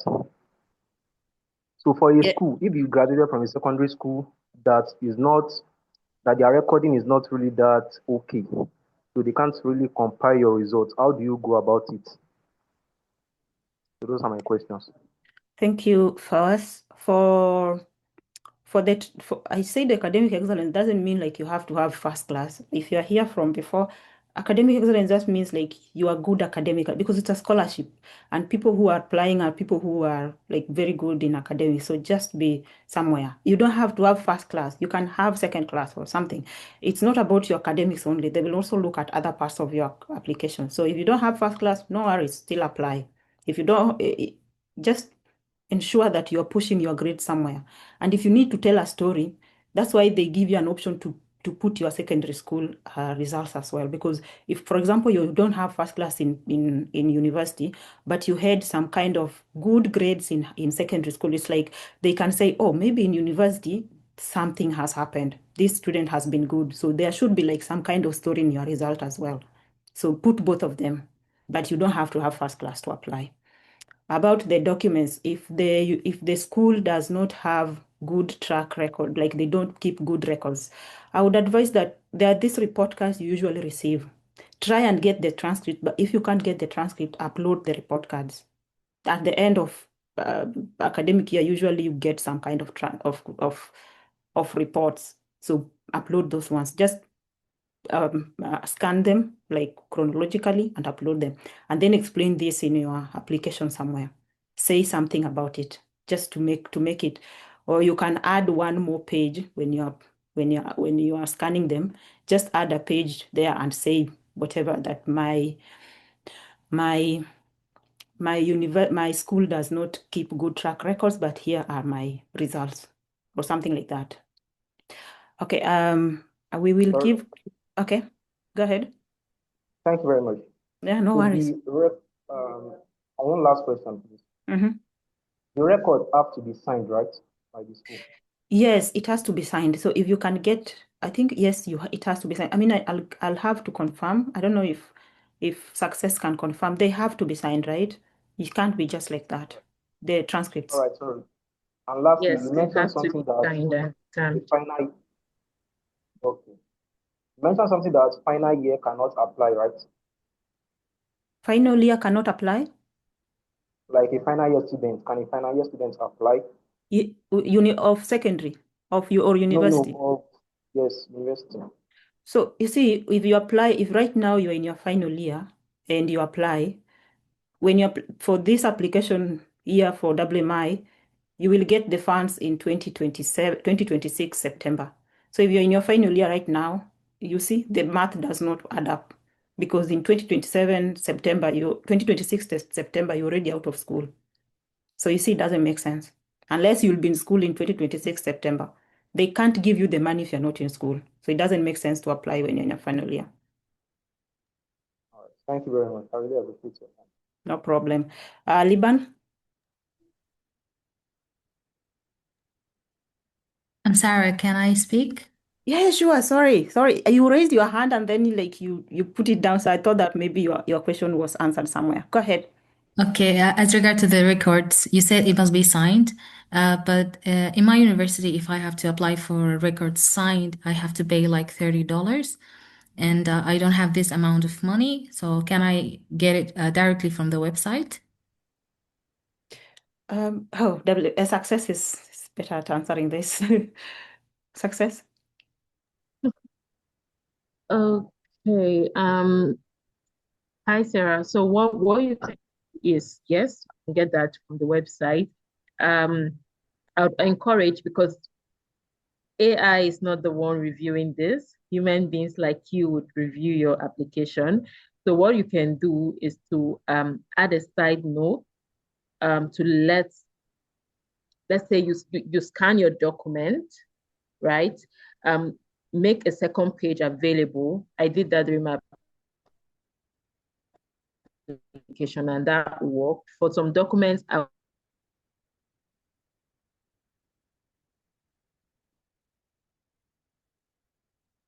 I think the voice is not.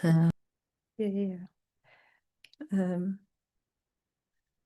Yeah, I think credibility. Okay. Yeah. So Bonnie is saying, Bonnie in the chat is saying, Bonnie, do you want to unmute and speak? Bonnie is another WMI staff. Success is also a staff. Thank you, Purity. What I was trying to explain was every document must be authentic. So imagine somebody goes and fabricates results and applies for the scholarship, and you expect to be competitive. Then this person gets the scholarship, and how do you feel about that? That scholarship slot has already been. $1 is not a very, very big deal. If you can have one, that would help you aid and strengthen your application. Thank you, Puri. Thank you so much. Thank you. So credibility to everyone. Please try to ensure that whatever you submit, it's credible, like has a signature somewhere. And does that answer your question? I know the $30 is a lot, but if you can just like invest in $30 to get $3,000, I mean that's like, a good investment, Sarah. What do you So I think? can add the statement of the payment to show them that I paid to. Not really. Like, I mean, they will not reimburse you for anything you spend during your application. No, they will not do that. They'll just like it's like please pay the $30 to get the $3,000 every year. I mean, that's a good deal. I mean, yeah. All right. So my last question is that the duration of the funding, well, will it be like until I graduate? Right Yes. now I'm in third. Oh, all right. Okay. Yeah, they take you from wherever you start, they get you. So for me, they got me in my second year, they took me to my fourth year. So wherever they get you, they'll get you from there to when you graduate. And another thing is that if you have some arrears from before, they will be asked to pay those arrears. They will not pay those arrears. So let's say in your first year you have maybe, I don't know, $30 arrears. You will have to pay for that $30 arrears. But they will take you from wherever they get you. Does that answer your question, Sarah? Yes, it does. Also, do they support the exchange programs? For example, you do an exchange in another country. Do they support this or no? Is it within Africa? No, it's not in Africa. It has to be within Africa. Like they can't support education Okay, Hmm? exchange program is a no. Yeah, okay, yeah. Okay. Even within Africa, right, Bonnie? Yes, preferably your own country. Unless the course is not in your country or universities in your country, then we can opt for example, in East Africa. If I want to study in Kenya and the course I want to do is not in Uganda, then I can apply for a university in Kenya and be admitted, and WMI will fund that. Okay, thank you so much. Okay, so if the project is in my university, for example, it's a research project, will that be also funded or not? Is he undergraduate? You have to be. One of the rules is that this scholarship is for undergraduate. So if your research is still undergraduate, you are still good, I think. Okay. I just want to be very clear here, because we do not fund research, we fund academics.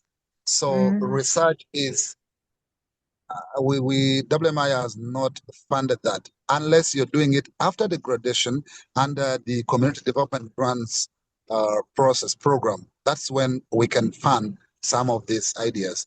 But for the scholarship, it's exactly plainly academics, not research.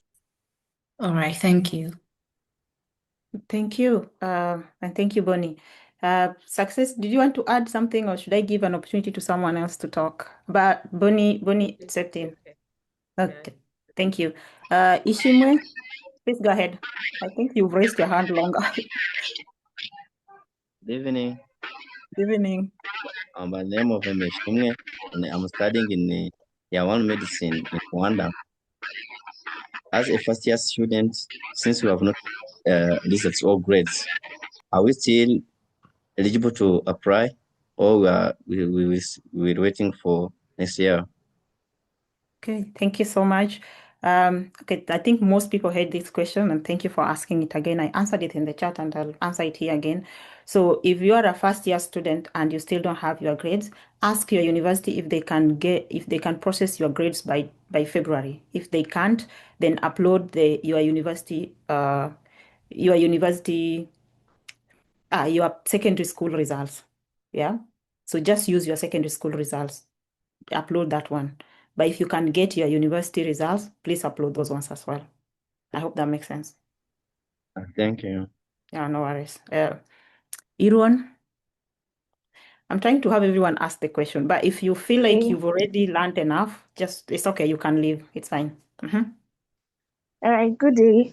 Good evening. I'm actually in Nigeria and I'm a nursing student. I school at Delta State University.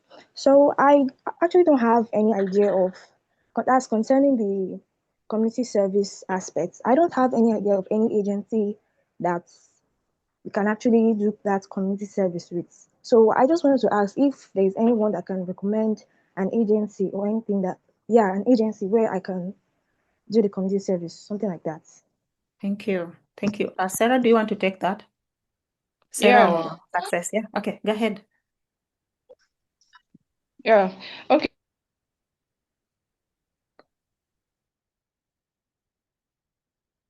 We can't hear you, Sarah.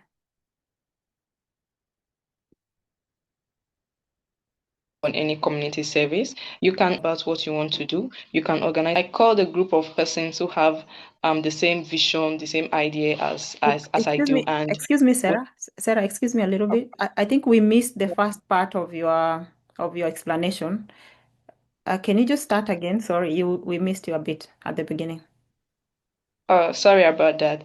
Okay, I said you don't need any established organization for you to start a community service engagement. You can start by yourself. You can gather group of persons that have similar vision and and goals with you, and start something that is impactful to your community. It doesn't have to be very, very big. You can start very little and still make impact in that community where you are carrying out the community service. Just gather. You're breaking again, Sarah. Sorry.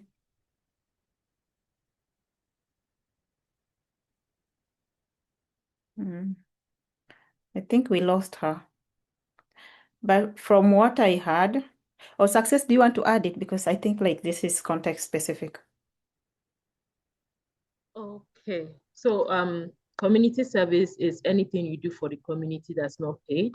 So you can do cleanup activities, you can go to schools to teach, you can gather young people around you who need to understand That have the same goal, that is passion back in their community. I think Sarah is breaking off. So you can do anything at all that you feel will contribute to your community. You mentioned you're in Delta State University. Maybe I didn't get that right, but there's a lot of things that can be done. Just check the market cleanup, get people together, come together and do that. Get it clean. Take your photos. That's community service, and that's how you record them. And then for hours, someone is asking on the chat, how do you record your hours? So when I was a student scholar, what I did was, if I'm going for a community service, I know how long that took me. So I put that down. And if I am doing a community service that requires me to go every day, and every day I go there, I spend 5 hours in a week, 5 days. So 5 hours multiplied by 5 days.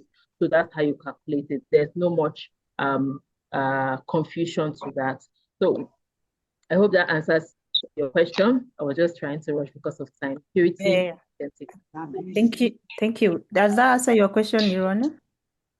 Yes, thank you very much. No And secondly, I also want to ask concerning the recommendations, can I get a recommendation letter from maybe one of my supervisors And you also made mention that we can get one from like someone in the education aspect and the second from an NGO. But in the aspect where I'm not really affiliated with any NGO, can I get the two from the educational, like from my supervisors? Yeah, thank you. I did say NGO. I said where you are volunteering. So get this right. Oh, Where you are okay. volunteering. Because not just, you need recommendation to be from someone who knows you, because they can't talk about the things they don't know. So if they don't know you, what will they say about you? Just, I said from the organization you are volunteering, because then they will know your volunteer experience and what you've done there as a volunteer. So from where you are volunteering, not any NGO. If you're volunteering in an NGO, good, well and good. Go and get it there. If you are not, please don't just go and fabricate recommendation letters. They will know. And you asked if you can get it from your institution. Yes, you can get it from your institution, from your university or college. The big thing is, as I said, this whole thing is about telling your story. So if you need your story to only be about academics, it will be about academics. But as I said, it's better if you have things in academics, things in community service, things in leadership. That would help you. But if you get it from the same place, or let's say from your university, please try and persuade you, whoever is writing them, to talk about different things. So maybe someone can talk about academics and someone can talk about leadership.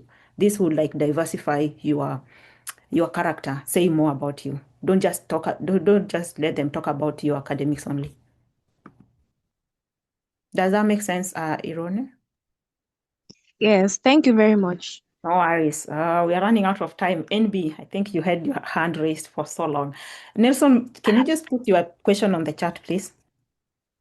You had a chance to speak. That's why. Go ahead. Thank you very much. Yeah, no, welcome. My question is on behalf of refugees. You have said that this WMI supports people from their nationalities, I mean their countries. What about refugees? Do they not support refugees? No, we didn't say this about your country.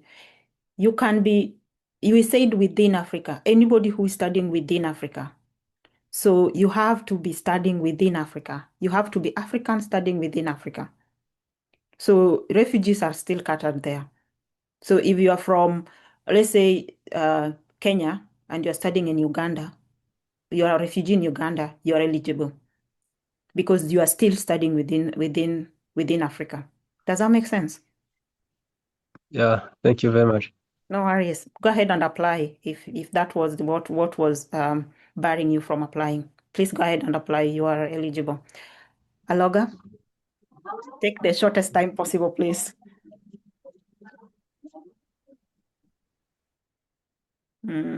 Sorry if you are not going to speak. Okay, go ahead. Thank you, Purity, Yeah, no for the worries. chance given, and I appreciate the chance and the presentation you people had. It was nice, and I appreciate it. And then my question, my maybe inquiry is on the recommendation. Like, if you had the old recommendation, is it possible, or is it allowed for you to apply them, or you have to get another new one?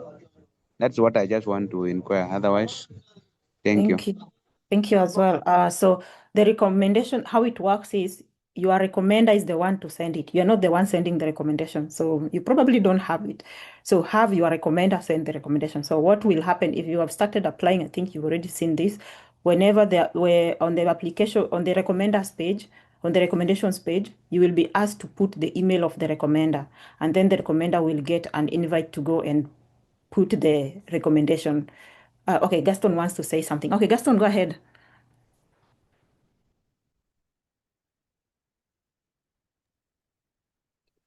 Yeah. I think he was also, as Purity said, it's the recommender this time who is going to upload the recommendation.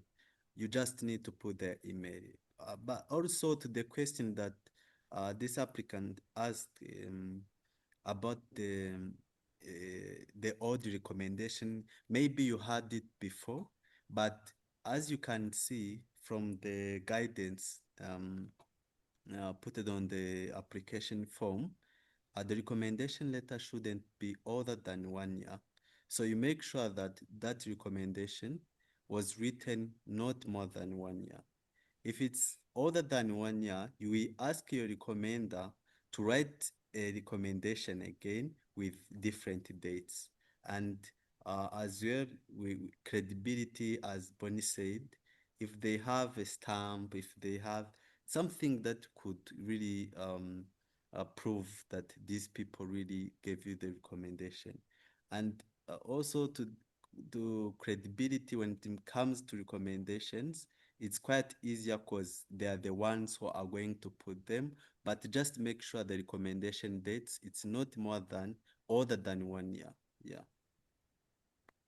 Thank you. Thank you so much. And on the credibility part, just have them have a letterhead, like put them on a letterhead will help your case much better. Will add the credibility.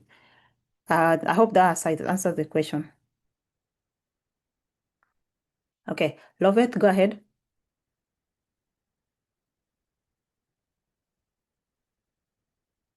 Oh, Loveth, we don't have much time to wait. So if you're not saying something, we will just end it. Okay. Or put your question on the chat, okay? Okay, that said, I just want to say thank you. Thank you so much for everyone who joined us. Thank you so much, those who took the time to, the GAB members, the WMI staff members, and everyone really, and all those who are here. I know most have left, but for those who stick were here until the end. I just want to say thank you so much. Someone is asking, when is the application, please? The application opened in December 1st, will close in March 1st. So start applying. Someone asked about the community service, any number of hours required. No, ideally you need to apply, you need 100 hours, but if you don't have 100 hours, it's okay. Just report what you have. Yes, Lovett, go ahead. Or whoever was Hello. speaking. Yes, go ahead.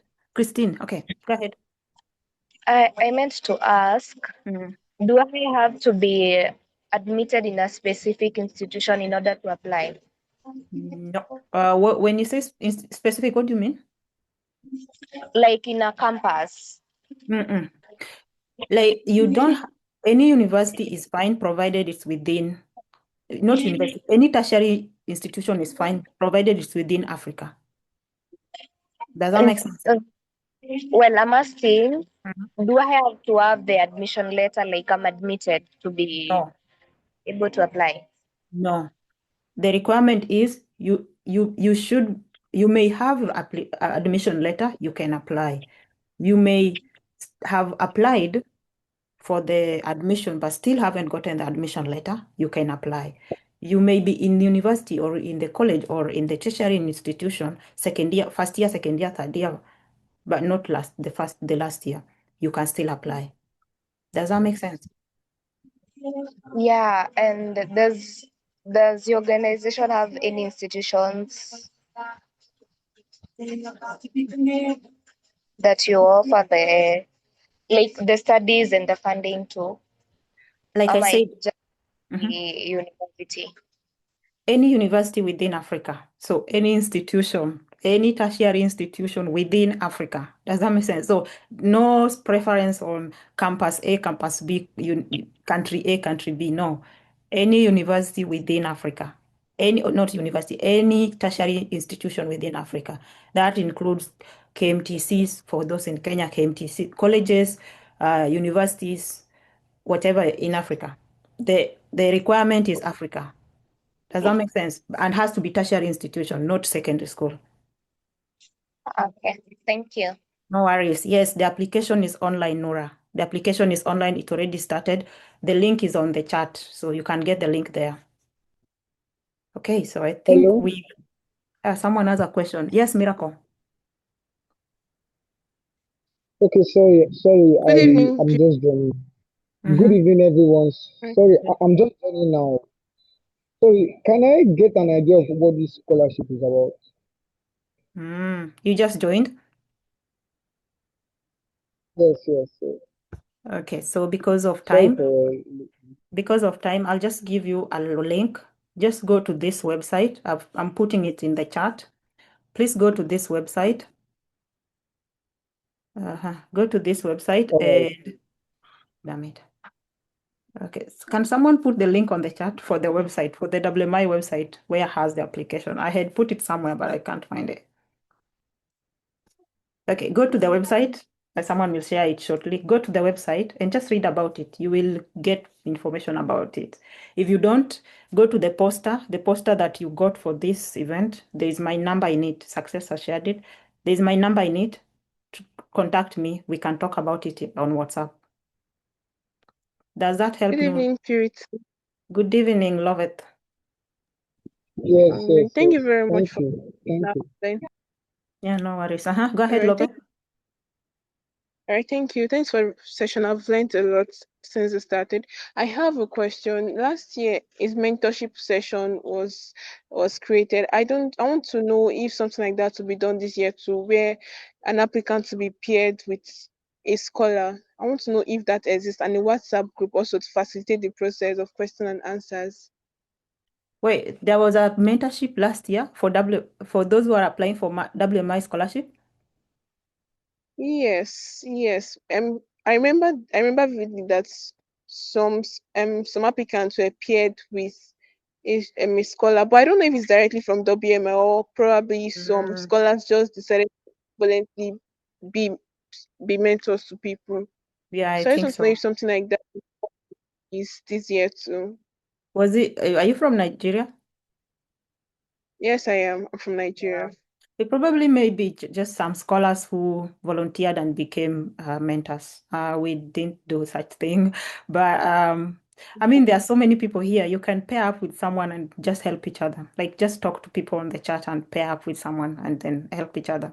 But if there is such an opportunity, just share it with other people so that they benefit as well. But no, it wasn't from WMI.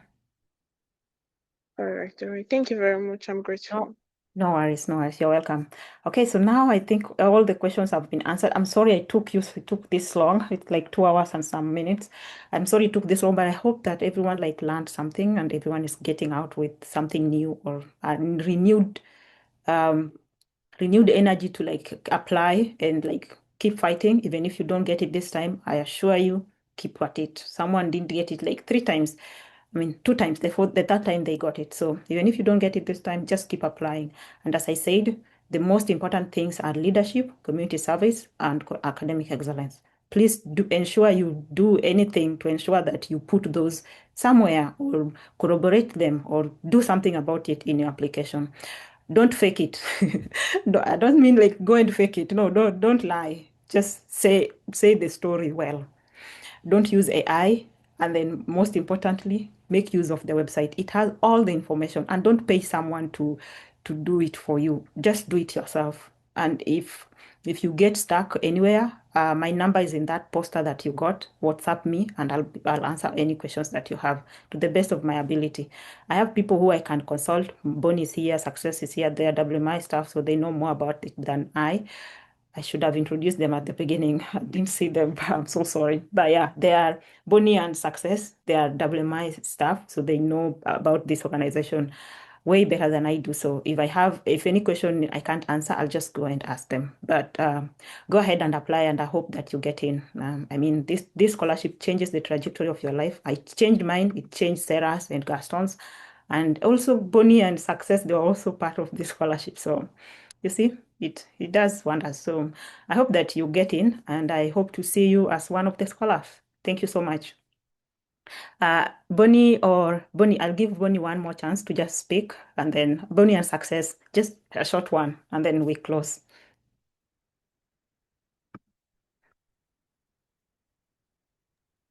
Well, thank you very much, Purity, for the wonderful session.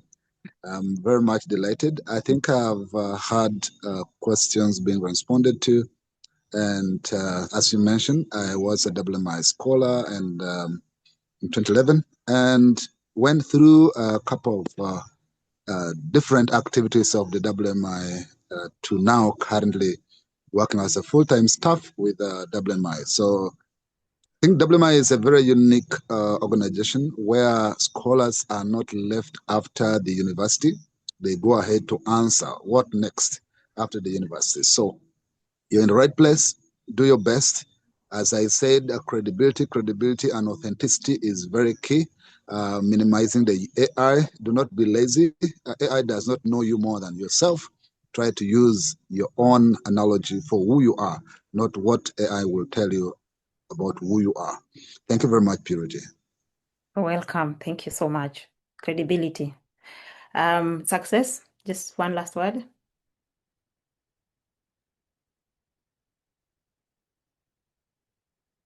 Okay, is success? Maybe she left. Okay. Success is not here. Gaston or Sarah, do you have anything to add?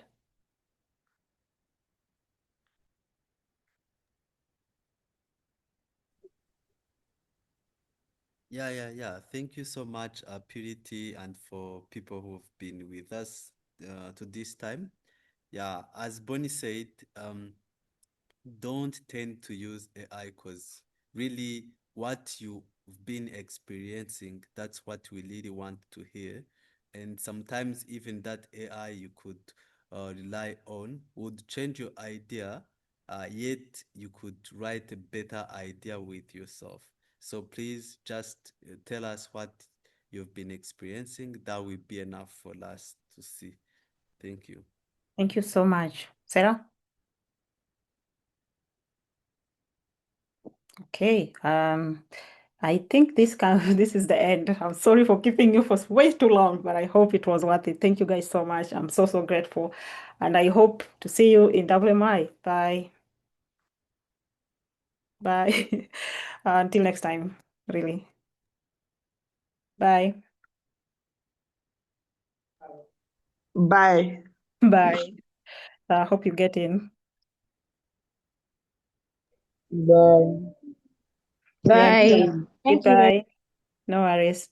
I'll stay in the chat. I'll stay in I'll stay here in case anyone has a question or something, or someone want me to look at the application or something. Just go ahead and tell me. But I'll stay for a few minutes, but feel free to leave. You've stayed long enough. Uh,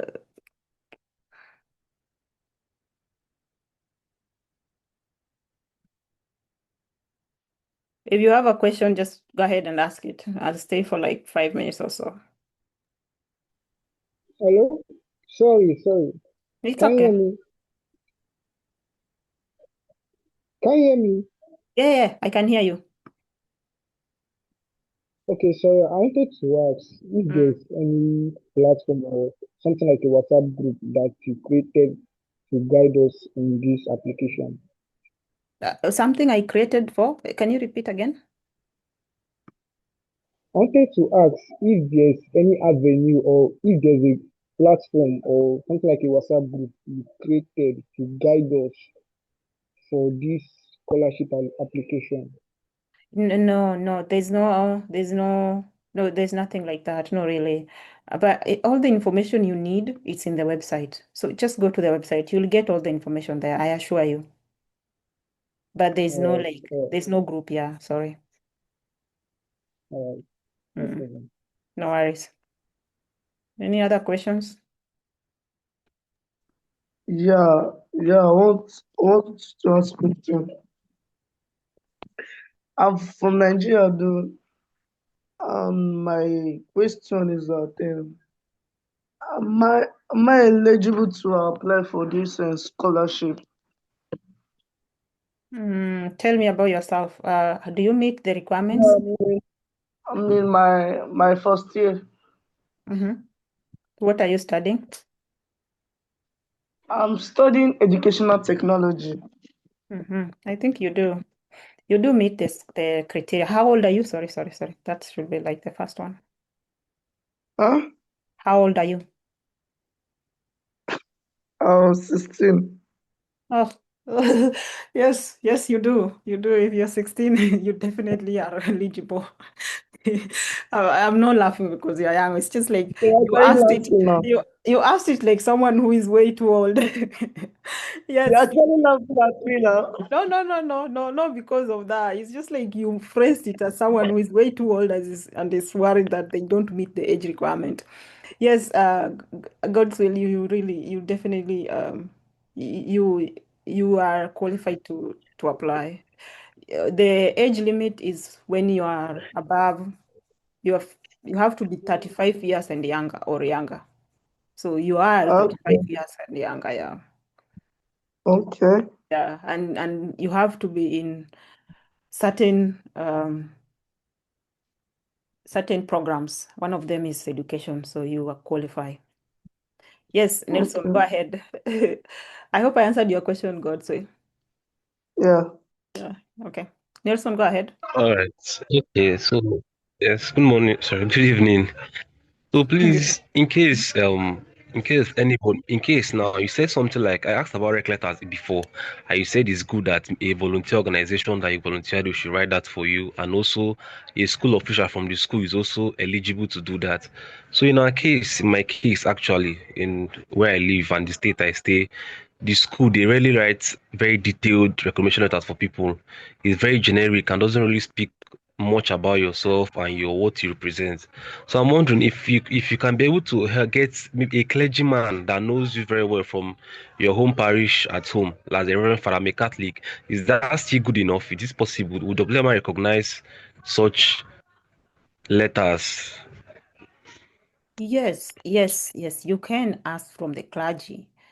It's just they have to speak about some aspect of your life that speaks to WMI. I don't know if that makes sense. Like, for example, uh, just go through the WMI website and see some of the things they value and ask the clergy to speak to those things.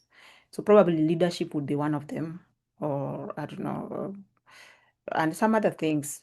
I mean, I would try and have my school write it, maybe talk to the person who is writing it, and have them tell them about your story and have them write about that. You know, that would be better. If they can't write personalized ones, then yes, go to your clergy. If your clergy can write a better one. But just have it as authentic as we said, have the letterhead there and have the signature just to signify that it's from the clergy and you're not the one who is impersonating the clergy.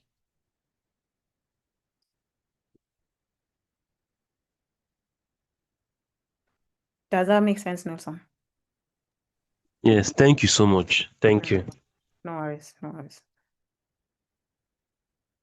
Okay, no more questions. These people is like they joined and never and never turned off their computer. They joined and then left their phones on while in the meeting and then they went somewhere. Maybe it's left off.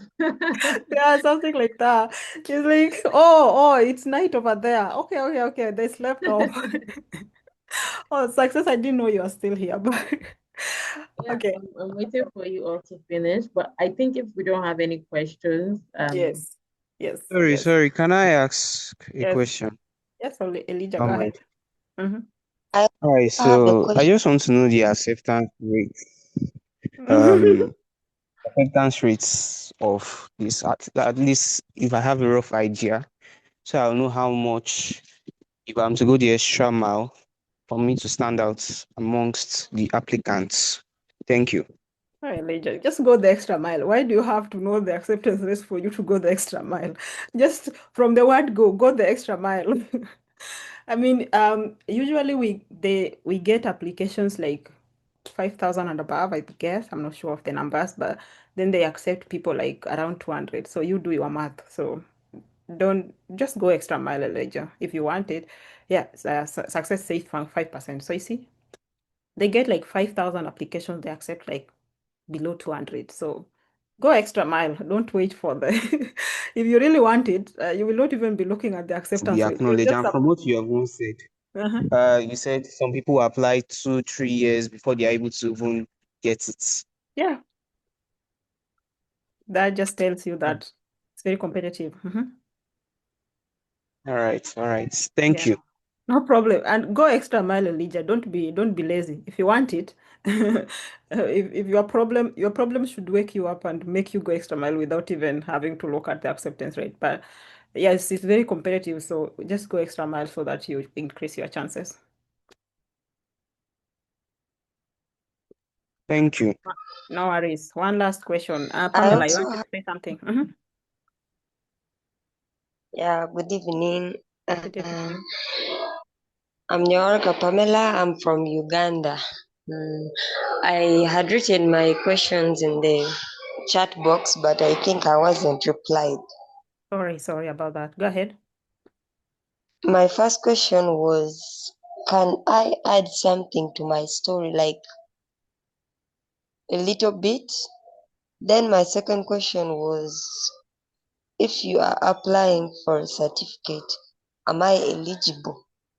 Then my third question is, can I change my personal statement or add anything onto it? What do you mean by add something to your application? What do you want to add to your application? I don't understand. Okay, like I had applied last year. Mm-hmm. Mm. Okay, so Then I was asked if I could change and add, or like my statement in the essay. That's the essay. That's what I'm trying. In the if you essay, if are I could. if you applied last year, then you have to apply afresh again this year. Like your previous application does not just jump from last year and come to this year. I don't know if it is carried forward. Do you still, if you log into your account, do you see your previous application, Pamela? No, I have never tried logging in, but there was a certain friend of mine. I asked him because I think he's a scholar from WMI.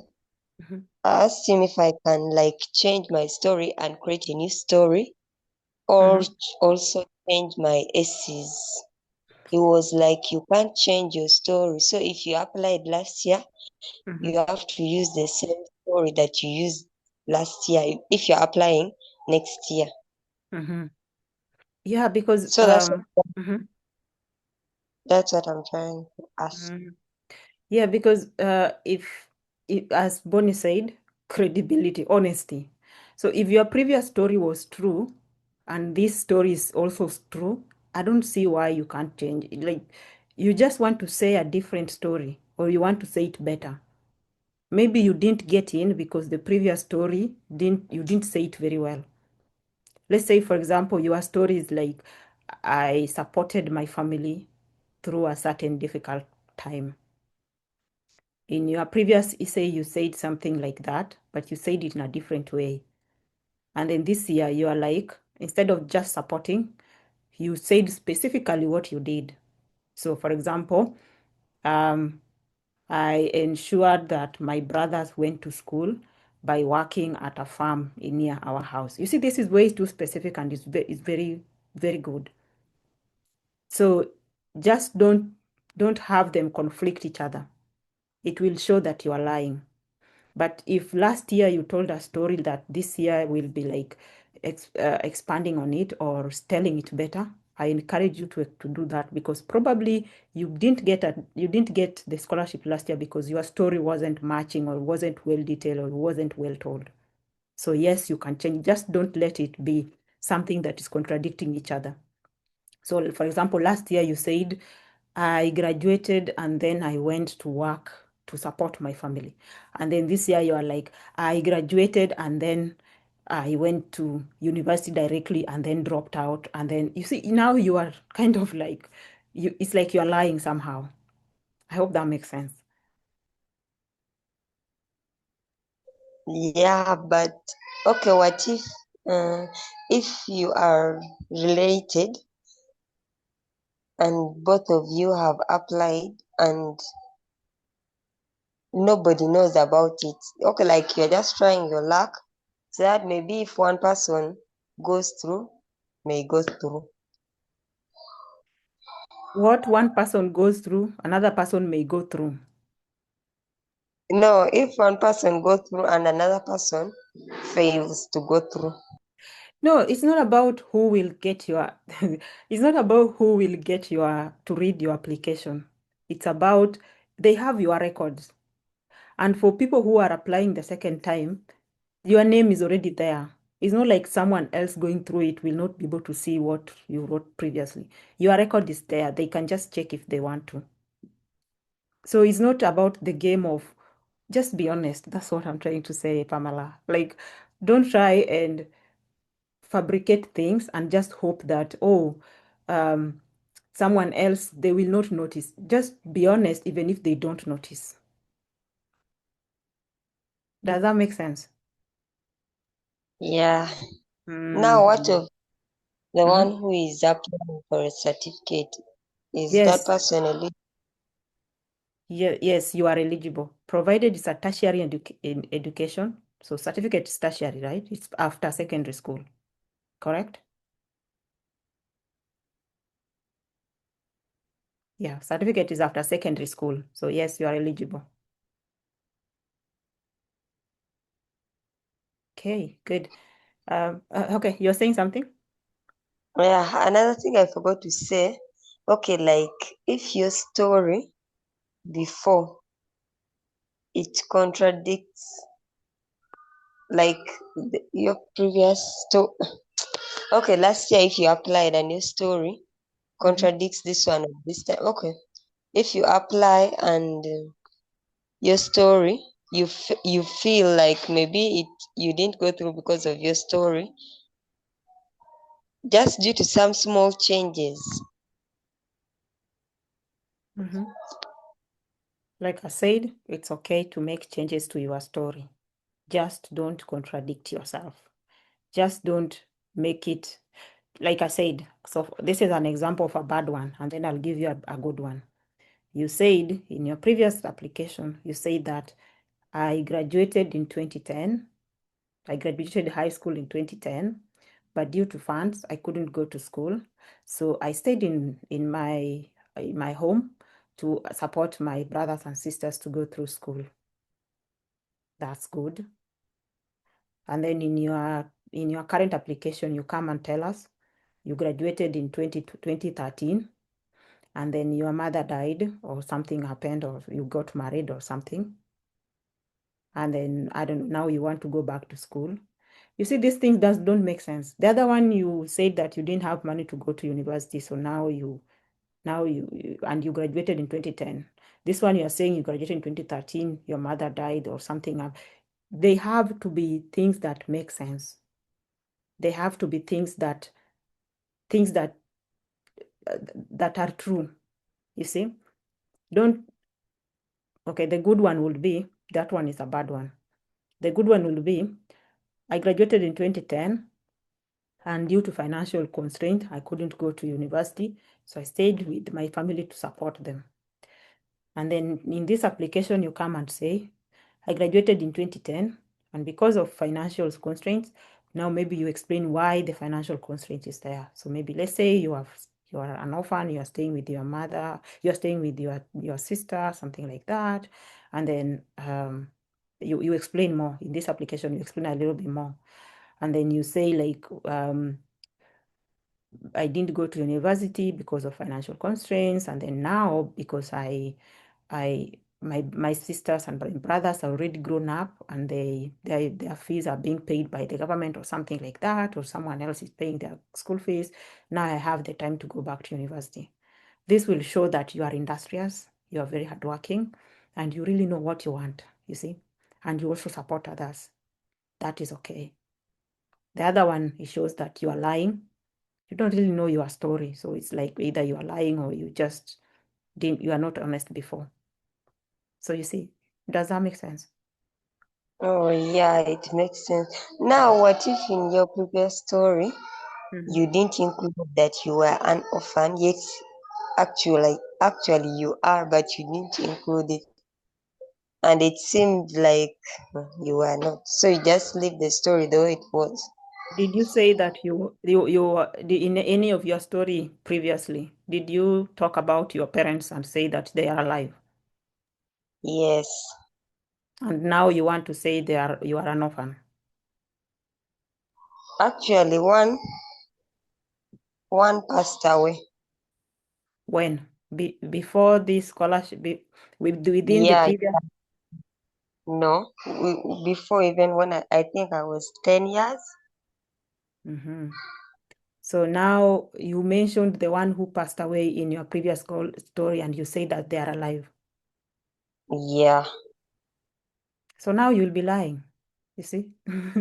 Now you'll be lying. Just say the truth, Pamela. I feel like if you say the truth, you'll never go wrong with the truth.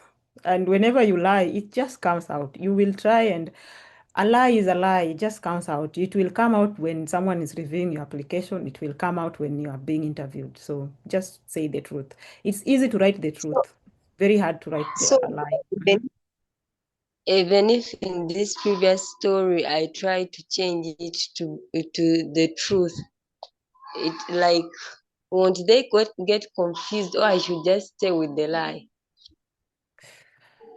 Your story is very difficult to answer. Now that one is on you. You have to just think about it, because if you already lied, I don't know how you will correct it, or just say the truth now. I don't know. Just say the truth now. Maybe you will get someone who is sympathetic to your cause, because lying is never the answer. I just say that it's easier to say writing a story about the truth is way more easier than writing a lie. So I don't know, just say the truth. Go with the truth. Always go with the truth. And I feel like if you go with the truth, I feel like someone reading it will just be will definitely give you the scholarship. I mean, they are people, so just go with the truth, Pamela. Okay, thank you. That's what has been bothering me about the WMI. No problem, no problem. Just go with the truth. Always with the truth, please. Chukwemeka. Okay, thank you. No problem. Please, I want to ask a question. Mm. What's the name of the website? The website, people have been sharing it forever.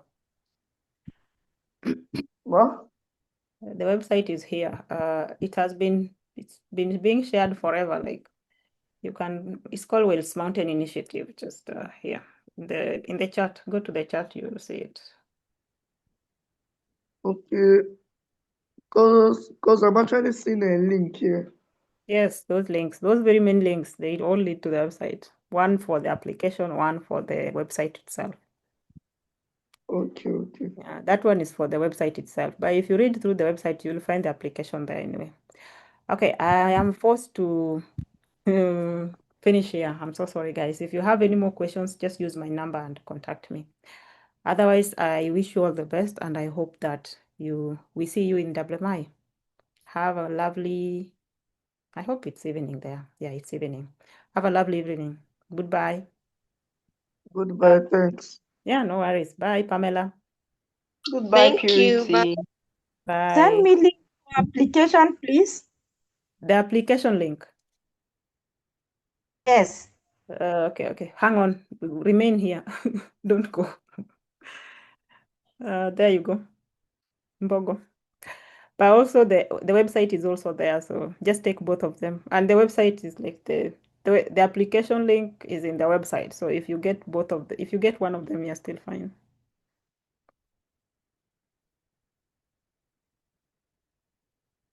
Mbogo, did you get it?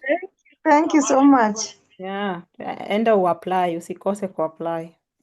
Asante, nitakupigia hata simu wewe. Haina issue. Ensure you get it. Sawa. You said ulisema uko KMTC, si ndio? Yeah. Go ahead. Sio hata KMTC, inaitwa Ortum. Ortum. Nursing school. Ni nursing school. Iko West Pokot. Even better. Hiyo uko sawa. Go ahead, apply. I think you are like people who the scholarship needs, I guess. Okay, asante. Yeah, karibu. Thanks, yeah. All right, bye everyone, and see you, God willing. Asante. Wakenya mi naona hapa sio wengi, ama ni mimi nisioni? Ndio hiyo, like I try my best for Wakenya wetu, and then our attend these people. Nikana kwamba ni mimi peke yangu hapa Mkenya. I mean, I try my best to ensure that people get the links and everything, but Wakenya, wanataka tu Inakuwa fair kabisa wakichukuliwa, wanachukua watu fairly. Yeah, inakwanga fair, and then they like Kenyans, so I not like they favor them or anything. It's just like Kenyans, we get some applications and some of them go through. It's just that not many of them go through. So this session, I initially started it for Kenyans to make sure more Kenyans get it, but then now it's for the whole of Africa so that we ensure that every African have an information about it. Yeah. Okay. But if you have friends, ensure you send them the link. My fellow Okay. Kenyans, they usually think if they help another person, I don't know where their blessings will reduce or something. I don't even understand it. Yeah. So watumie. Meshukuru sana. I'll reach you out. Nimepata namba yako. Sawa sawa. Sawa. Okay, bye. Thanks. Yeah. Bye. Bye.